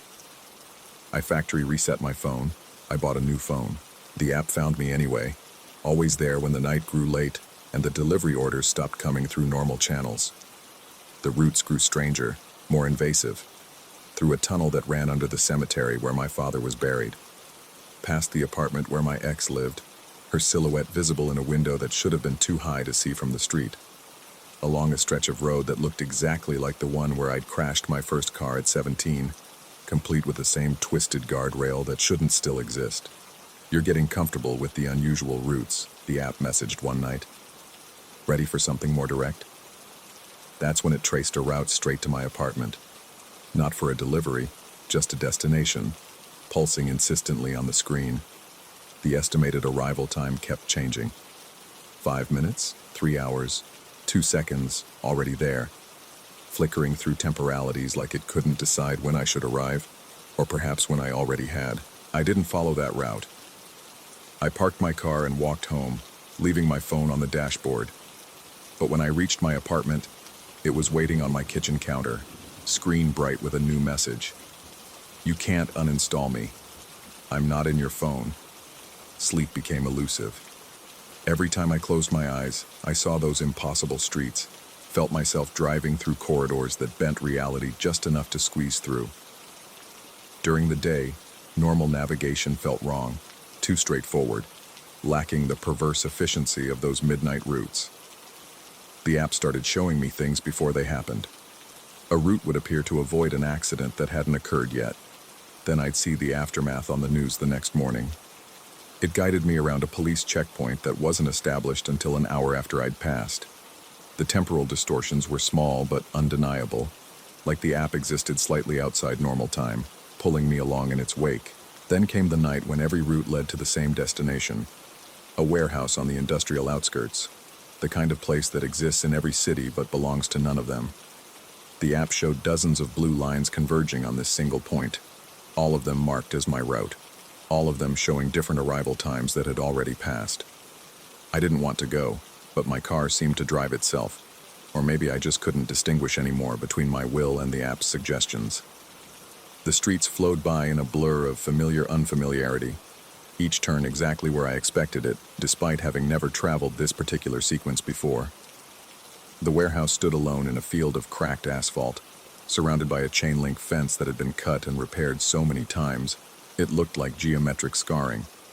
No other cars, no lights except a single bulb over a door that stood slightly open. The app showed I had arrived, but the destination marker kept pulsing, pulling me forward. Inside, hundreds of phones covered every surface.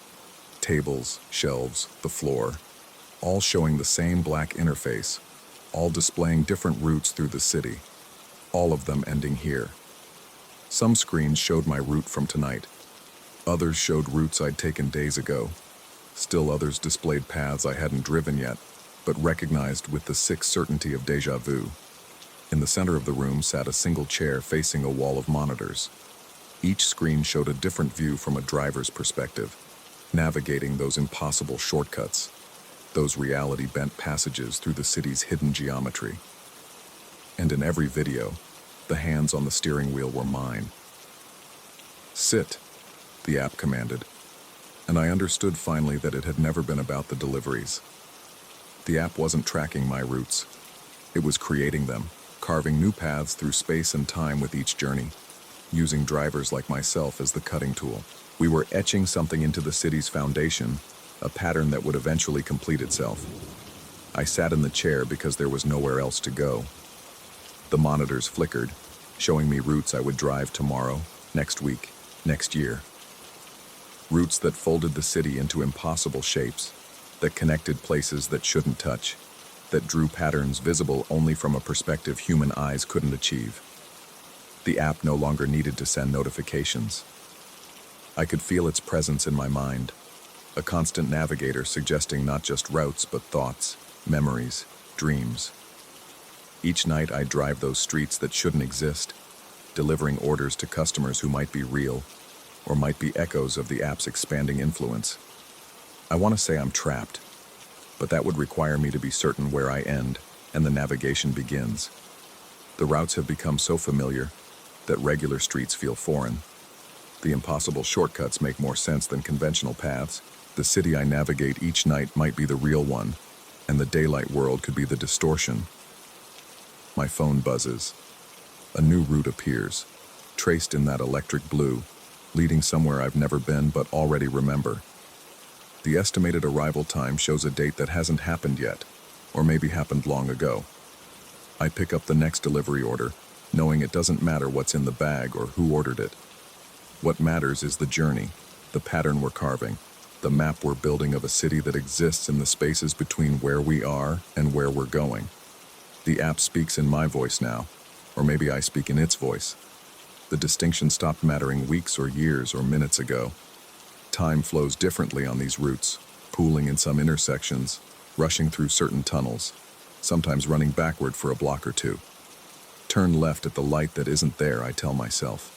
And I do. Because the route knows better than reality where the streets truly lead. The destination is always the same now, even when it's different. Every delivery ends at that warehouse, whether I physically go there or not. It exists at the terminus of every route, the place where all those impossible paths converge, where drivers like me sit in chairs watching ourselves navigate a city that we're constantly rebuilding with every turn, every shortcut, every passage through spaces that shouldn't exist but do, because we've driven them into being. I can't uninstall the app because it was never really installed. It was always there, waiting in the spaces between streets, in the margins of maps, in the places GPS signals fear to tread. We didn't download it. It downloaded us, one route at a time, one impossible journey after another, until we became the navigation system for a city that exists parallel to the one everyone else sees. Tonight, I'll drive those dark streets again. The orders will come, the routes will appear, and I'll follow them because that's what I do now. I navigate the impossible, deliver the undeliverable, and slowly, turn by turn, help the app redraw the map of what's real. The notification appears. New route available. You already know the way. And I do. God help me. I always do.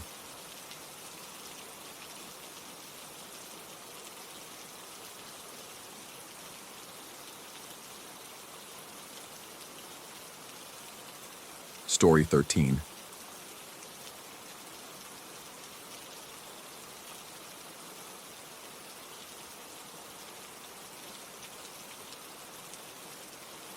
The wallpaper in my room had started peeling before I arrived, curling at the edges like dried skin. I noticed it immediately when I first walked into room 47 of the Grandview Residential Hotel, a name that promised more than the narrow alley view my window actually offered. But at $40 a week, paid in advance, I wasn't in a position to complain about aesthetics. I'd come to the city 3 weeks ago with 2 suitcases and the kind of optimism that only desperation can breed. The job at the warehouse started Monday. Until then, I needed somewhere cheap to lay my head, somewhere that wouldn't ask too many questions about credit checks or references.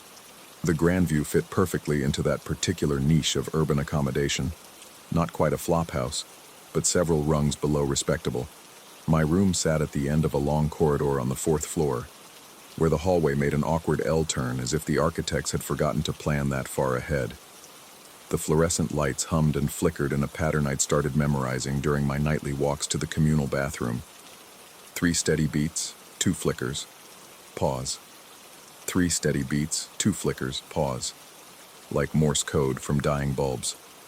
The first night, I attributed the sounds to settling into a new place. Every building has its own language of creaks and sighs, especially old ones like the Grandview, with its pressed tin ceilings and radiator pipes that clanged like prisoners rattling cages.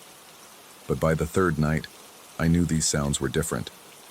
They always started around 2:47 a.m. I know because I'd taken to watching the red digits on my alarm clock waiting. First came the scraping, furniture being dragged across wooden floors. The legs of something heavy catching and releasing against uneven boards.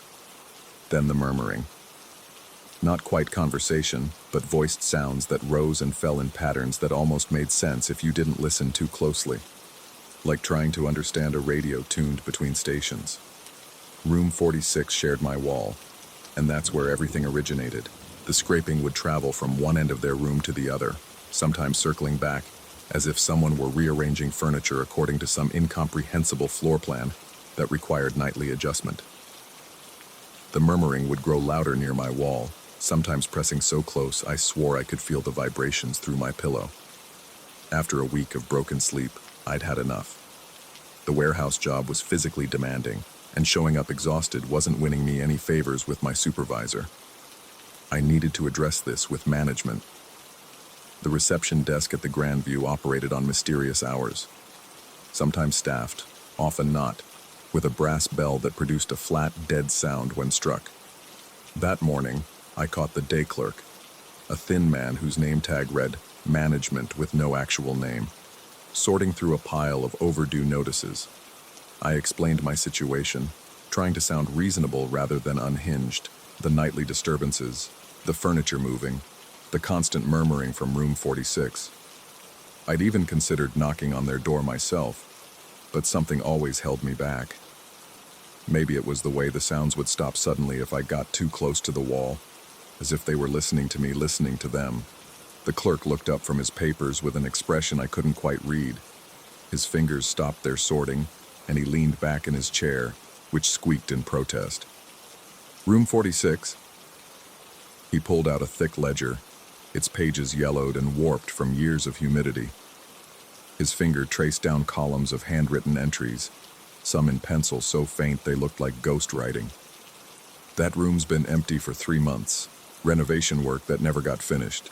The contractor disappeared, just stopped showing up one day, left his tools and everything.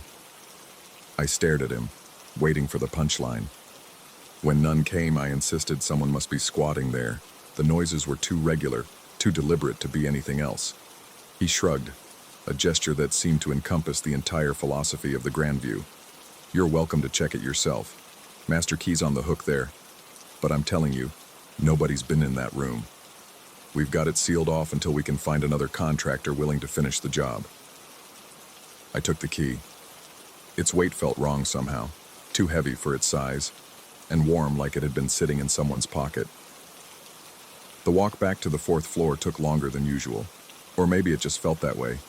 The stairwell smelled of industrial disinfectant trying to mask something organic and sweet.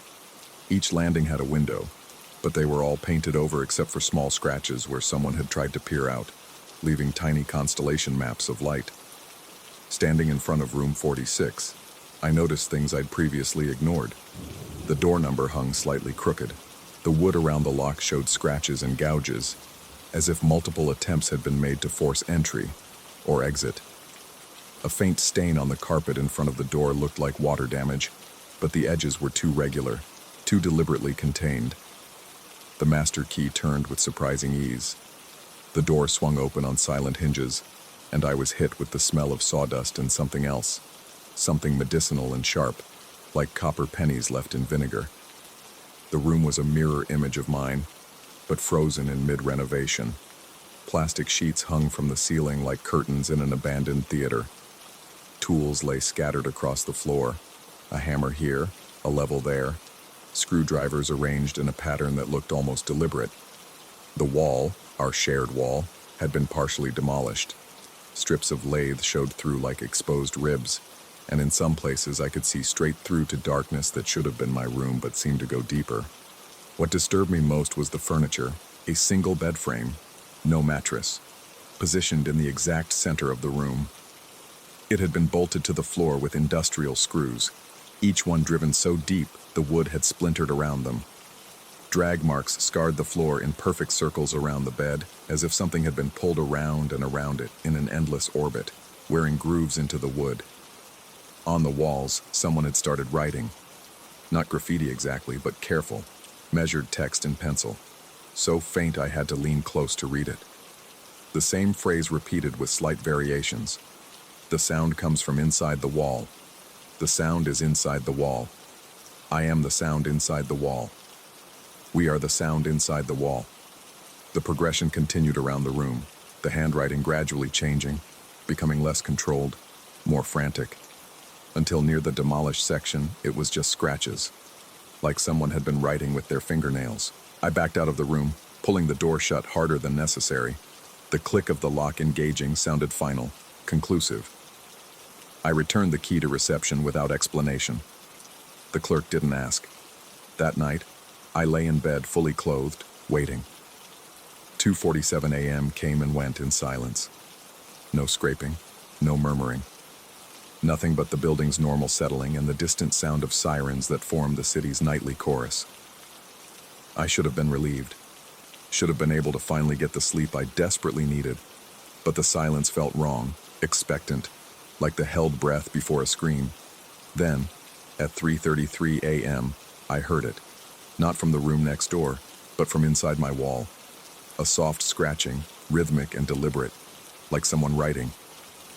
The sound traveled up from the floor, across to where my head touched the pillow, then down again. Up, across, down, over and over. I pressed my ear against the wall. The scratching stopped immediately, replaced by something worse. Breathing, not the steady rhythm of sleep, but irregular, labored, as if someone were trying very hard to be quiet while struggling for air. And behind that, so faint I might have imagined it, a whisper that seemed to come from inside the plaster itself. Now you're listening from the inside too. I jerked away from the wall, my heart hammering against my ribs. The breathing continued, seemed to follow me as I moved across the room. When I stood near the door, it came from that section of wall. When I retreated to the window, it shifted there. It was as if something were moving through the hollow spaces between the walls, tracking me. I grabbed my phone, ready to call. Who? The police? And tell them what? That my walls were breathing? The screen illuminated, showing 3:47 a.m. In its pale light, I saw something that made my throat close. The wallpaper on my side of the shared wall had begun to bubble and ripple, as if something were pushing from behind, not violently, but with a careful, exploratory pressure, like fingers testing the strength of a membrane. The pattern spread as I watched, following the same path the scratching had taken. Up, across, down. The wallpaper began to split along the seams, curling back to reveal not the plaster I expected, but darkness. A darkness that seemed to have depth, that pulled at my vision like vertigo. Through that darkness came the murmuring I'd heard all those nights. But now I understood it wasn't coming from next door, had never been coming from next door. It was coming from inside the walls themselves, from some space that existed between rooms, between floors, between the solid and the void. And in that murmuring, I could almost make out words, not in any language I recognized, but in the rhythm and cadence of desperate communication, like someone who had been trying to speak for so long they'd forgotten how words were supposed to sound, retaining only the urgent need to be heard. I spent the rest of the night in the hallway, sitting with my back against the opposite wall, watching my door. When dawn finally came, seeping through the painted windows like honey through cheesecloth, I returned to my room. The wallpaper had returned to normal, mostly, but if I looked at it from the right angle, in the right light, I could see the outline of something underneath. A shape that might have been a person if people were meant to exist in 2 dimensions, pressed flat between layers of reality. I still live in room 47. Moving would require explanations I can't give, energy I don't have, and the certainty that whatever is in the walls wouldn't simply follow me. Because now I understand, the previous tenant of room 46, the contractor who vanished, maybe others before them, they didn't leave. They found the space between, or it found them. The sounds continue, but they've changed. Sometimes I hear my own voice among the murmuring, saying things I haven't said yet, describing actions I haven't taken. Sometimes the scratching forms letters I can read through the wallpaper, HELP, or JOIN, or simply INSIDE. Last night, something new happened. I woke at 2:47 a.m. to find myself standing, my palm pressed flat against the wall, feeling it pulse like skin. I don't remember getting up, but I remember the sensation of almost pushing through, of the wall yielding just slightly, accepting the pressure of my hand like soft clay. And for just a moment, I swear I felt another hand pressing back from the other side, matching my fingers exactly. Too many fingers, perhaps. Or maybe I'm just losing count of my own. The day clerk asked me yesterday if I was satisfied with my room. I told him yes, everything was fine. He nodded, made a note in his ledger, and mentioned that room 46 would be ready for renovation again soon. They'd found a new contractor, someone willing to finish what was started. I wanted to warn him, but what would I say? That the walls have developed their own ecosystem? That there's a space between spaces where the disappeared go to murmur and scratch? That some nights I catch myself scratching too, leaving faint messages on my wall that I don't remember writing? Instead, I said nothing. Just like the tenant before me probably said nothing. Just like whoever comes after will say nothing. Because here's what I've learned about the grand view, about places like this that exist in the margins of city life. They're not just providing rooms, they're providing boundaries. Thin boundaries, perhaps. Permeable ones, certainly. But boundaries nonetheless between our world and whatever lies pressed against it, breathing and scratching and waiting. Sometimes late at night when the murmuring reaches its peak, I think I finally understand what they're trying to say. It's not a warning. It's not a plea. It's an invitation. And the worst part, the part that keeps me awake even when the walls are silent, is that I'm beginning to want to accept. Story 14. The first time I saw them on the monitors, I thought my eyes were playing tricks on me. 3 months into working night security at Westfield Commons, a dying mall with more vacant storefronts than operating businesses, and I'd gotten used to the emptiness, the loneliness, the way shadows seem to breathe in the corners of security cameras. But cars don't just materialize in closed parking garages. It was 2:47 a.m. on a Tuesday when I noticed the first one. The upper deck had been closed since 8 p.m., chains across both entrances, the automated gates locked down. Yet there it was on monitor 7, a sedan, dark-colored in the grayscale feed, sitting in space L4-223. I blinked hard, rubbed my eyes. When I looked again, it was gone. I logged it anyway. Possible camera malfunction, level 4. The mall felt different after that. Westfield Commons had been dying for years. JCPenney pulled out in 2019, Macy's followed 6 months later. Now only a handful of stores clung to life on the first floor. A nail salon, a phone repair shop, a pretzel stand that somehow survived on the dozen daily customers who still wandered through. The upper parking levels had been closed to save on maintenance and electricity. No point heating and lighting spaces for cars that would never come. But they were coming now. The second time was 3 nights later. Monitor 8 showed a station wagon near the northwest stairwell. This time I was ready. I kept my eyes locked on the screen, didn't even blink. The timestamp read 3:15 a.m. The car sat there for 30 seconds, maybe 40. Then, between one frame and the next, it vanished. No movement, no transition. There 1 second, gone the next. I checked the gate logs. Nothing. The barriers hadn't moved since closing time. My supervisor's name was Rodriguez, but everyone called him Rod. He'd been with mall security for 15 years, watched the place slide from suburban shopping paradise to retail graveyard. When I mentioned the cars during shift change, he gave me a look I couldn't quite read. "You been getting enough sleep?" he asked, but there was something else in his voice. Not disbelief, recognition. "I'm fine. Just wondering if maybe someone's figured out a way around the gates." Rod was quiet for a moment, organizing his things. Then without looking at me, he said, "Stay out of the upper levels after midnight." That should have been enough. Should have been. But a week later, when 5 cars appeared simultaneously on 3 different monitors, I couldn't ignore it anymore. They were scattered across level 4, an old Buick, what looked like a 1980s Toyota. a van with wood paneling on the sides. This time I recorded it on my phone, 15 seconds of grainy footage showing the vehicles sitting in their spaces like they'd been there for hours. When I played it back immediately after, the video showed only empty concrete and faded parking lines. The rational part of my brain offered explanations: electromagnetic interference, old equipment malfunctioning, maybe even elaborate pranks. But rational explanations don't account for the feeling that crawled up my spine when I looked at those monitors. They don't explain why the temperature in the security office seemed to drop whenever the cars appeared. I decided to investigate. The service elevator to level 4 hadn't been used in months. The button was covered with a piece of tape that read, "Out of service." But when I pressed it, the elevator arrived with a grinding mechanical wheeze. Inside, only half the lights worked, casting everything in a sickly yellow glow. As we rose, I could hear the cables straining, metal groaning against metal. The doors opened to darkness.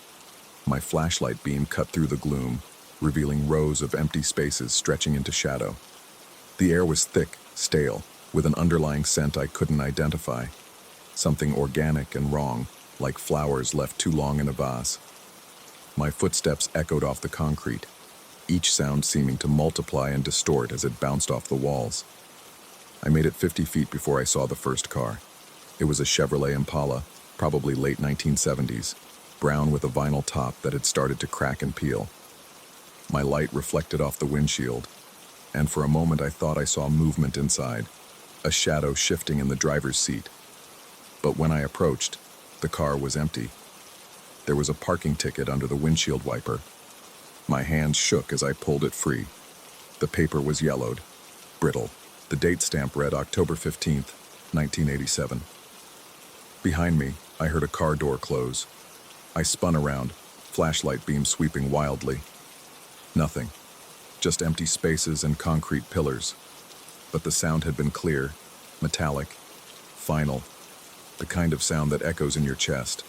I should have left then. Every instinct screamed at me to run back to the elevator, to get out, to never come back. But I moved deeper into the garage instead, drawn by something I couldn't name. More cars appeared as I walked: a Dodge minivan, a Ford Thunderbird, a Mercedes that might have been from the 1960s.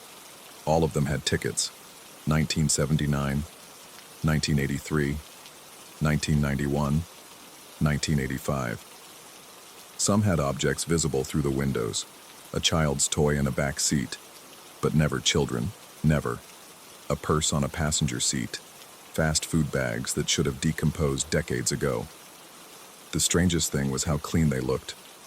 No dust, no bird droppings, no signs of age except for the tickets, like they'd been preserved, waiting. I found myself at the Buick I'd seen on the monitors. Navy blue, chrome bumpers still gleaming. Through the driver's side window, I could see keys hanging from the ignition.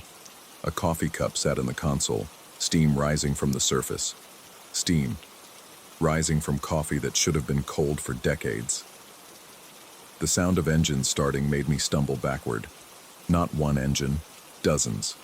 They roared to life in sequence, a mechanical chorus that shouldn't have been possible. Then the headlights began to turn on, pair by pair, all of them swiveling to point at me. The beams were impossibly bright, burning white holes in my vision. I ran. Behind me I could hear car doors opening and closing, locks engaging with sharp clicks. The engines revved, but I never heard them move.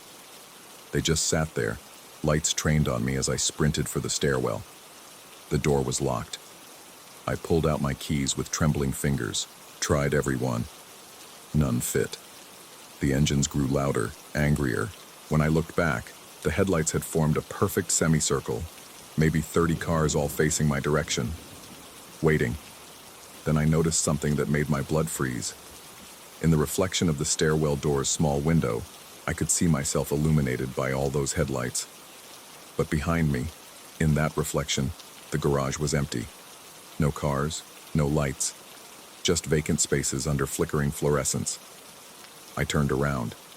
The cars were still there, engines running, lights blinding. I looked back at the reflection. Empty garage. Reality seemed to fold in on itself. Which was real? The cars I could see and hear, or the empty garage in the reflection? My head began to pound, a sharp pain behind my eyes that made me want to scream. That's when I heard my name being called, not shouted, whispered, like someone speaking directly into my ear. But the voice came from everywhere, from the engines, from the ventilation system, from the concrete itself. I covered my ears, but it didn't help. The whisper became multiple whispers, overlapping, creating a horrible harmony. They weren't speaking English anymore, or any language I recognized. The sounds were wet, organic, like breathing through liquid. The headlights began to pulse in rhythm with the whispers. I must have blacked out, because the next thing I remember is waking up in the security office. Rod was shaking my shoulder, his face creased with concern. Sunlight streamed through the windows. My shirt was soaked with sweat. "You okay?" he asked. "Found you passed out at your desk." I checked the monitors. All the upper-level cameras showed empty parking spaces. I went up there," I managed to say. Rod's expression darkened. He pulled up a chair, sat down heavily. For a long moment, he just stared at his hands. "They've been there since before the mall started dying," he said finally. "Maybe before it was built. Other guards have seen them. Some went up to check like you. What are they?" He shrugged, but I could see the fear in his eyes. "Don't know, don't want to know, but here's what I learned. They only appear after midnight. They never leave that level, and if you don't go looking for them, they don't come looking for you." I wanted to argue, to demand real answers, but the memory of those headlights, those whispers, killed the words in my throat. I still work at Westfield Commons, still do the night shift, but I've disabled the cameras for level 4. Whatever's up there, I don't want to see it anymore. Sometimes, though, late at night when the mall is silent, I can hear them. Engines running somewhere above me, contained but never truly quiet, waiting for someone else to notice, to investigate, to join whatever collection they're building up there. Last week, a new hire asked about the upper parking levels, asked why they were closed, if maybe we could patrol them for extra hours. I told him what Rod told me. Stay out of the upper levels after midnight. He laughed, said I was trying to scare him. Yesterday, he didn't show up for his shift. His car was found in the employee lot, keys still in the ignition, driver door open. Security footage shows him walking toward the service elevator at 2 a.m. The timestamp jumps, and then he's gone. Not walking away, just gone, between one frame and the next. Rod and I don't talk about it. We've added more tape over the elevator button, put up a sign that says "permanently out of order." But sometimes I catch him staring at the monitors we've left active, at the lower levels where normal cars park during normal hours. "They're spreading," he said once, so quietly I almost didn't hear him. I didn't ask what he meant. I already knew. Because last night, for just a moment, I saw something on monitor 3, level 2, supposedly still in use, supposedly safe. A car that shouldn't have been there, with a parking ticket that couldn't be right. The date on the ticket was tomorrow's date. I don't know what they are. Ghosts, dimensional rifts, something older and stranger. I don't know what they want, but I know they're patient.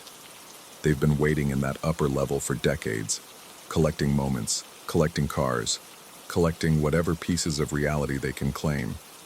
And now I understand the worst part. It's not that they exist. It's not even that they're spreading. It's that once you've seen them, really seen them, you can never quite trust what's real again. Every empty parking space might not be empty. Every reflection might be lying. Every sound of an engine in the distance might be them, waiting, always waiting. The mall closes in 6 months. They're finally shutting it down, going to demolish it and build condos. I wonder what will happen to the cars when the wrecking ball comes. Will they finally be forced into the light? Or will they just move somewhere else, find another dying structure to inhabit? Sometimes I dream about them. In the dreams, I'm back on level 4, but this time the car doors are open. This time, the whispers are clear, and I understand what they're saying. They're saying my name, over and over. They're saying it's almost time. I don't know what happens when that time comes. But I've started leaving my car keys at home when I come to work. Started taking the bus instead. Because last night, When I was walking through the employee lot, I found something under my windshield wiper. A parking ticket, yellowed and brittle. The date was October 15th, 1987, the same date as the first ticket I'd found on level 4. Rod says I'm imagining things, says the stress of the job gets to everyone eventually. But I've seen the way he looks at his own car now, the way he checks under his wipers before every shift. We're all just waiting now. The mall, the cars, Rod and me, waiting for whatever's been building in that upper level to finally reveal itself. The worst part? Part of me wants to go back up there, wants to understand. The curiosity gnaws at me during every shift, whispers to me that maybe if I just looked one more time, if I just got a little closer, I could figure it all out. But I remember those headlights. I remember how they all turned to face me, like eyes opening in the dark. So I stay in the security office. I watch the monitors that still work. I do my rounds on the lower levels, and I try not to think about the sound I heard last night. Engines starting somewhere above me, one by one, as if practicing for something, as if preparing. Tomorrow is October 15th.